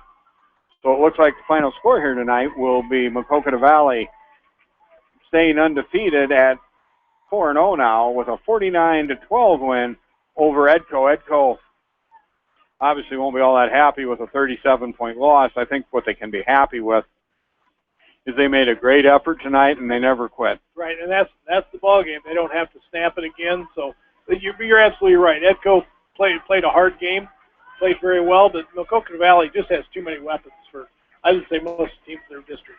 And I think Maquoketa Valley probably a notch above everybody in the district, and I think Edco can probably play with most teams in the district from here on out. That's right, and I would agree with what the Gazette said. Edco's got a good shot at making the playoffs. They've got a good football team, and they keep their heads up, keep going after this. They're going to have a shot at the playoffs. And it looks to me like their coaching staff has them believing in themselves despite what the situation is. I mean, they were out there. They didn't have their heads dropped. They were running their offense, tried some things. Some worked, some didn't. But Maquoketa Valley was just very impressive tonight. I was incredibly impressed by how they ran the hurry-up run game. Yeah, they did a very nice job with their hurry-up offense. That's one of those things that's really tough to run because, for one, your conditioning has to be extremely good to be able to do that. And that's tough on a defense. When a team starts running that hurry-up offense at you, that takes a lot out of you, especially if your linemen are going both ways. And that's why Edco at one time had to take a couple timeouts during that last drive that Maquoketa Valley was running that hurry-up to try to give their linemen a little bit of a break.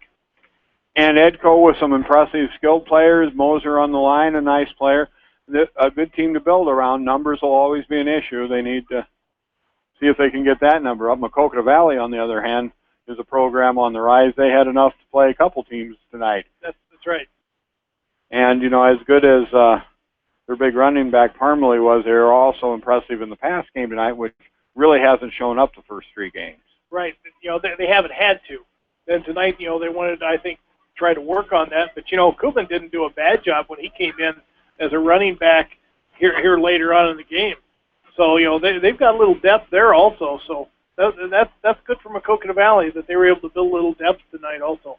No word on Salo's ankle injury as he hopped out in the first half. Parmalee limped off one time, but he was back at full bore after taking 2 or 3 plays off, so he appears healthy. We appreciate you turning in tonight. For everybody at KMCH, this has been high school football. The final score from Delhi, Maquoketa Valley 49, Edco 12. We'll see you down the road. Thanks for listening to KMCH and high school football. Edgewood Auto and Tire has a mobile tire truck available 24 hours a day for all of your ag, auto, OTR, and semi-tires. Edgewood Auto and Tire, your tire and automotive experts in Edgewood. Go Vikings! Great food and great fun with friends. That's what's waiting for you at Beaver's Lounge in Manchester. Check out their Thursday night bucket of wings special and Friday night fish special. Beaver's also has a different lunch special every Monday through Friday. Beaver's Lounge on the corner of Main and Madison in downtown Manchester. Leave it to Beaver's to show you a good time. D&M Construction does residential, commercial, and agricultural construction. So if you're planning to remodel, build new, or need a hog confinement, pole, or steel frame building, see Mike Sherbring, owner of D&M Construction in Edgewood. Go Vikings! The Manchester Press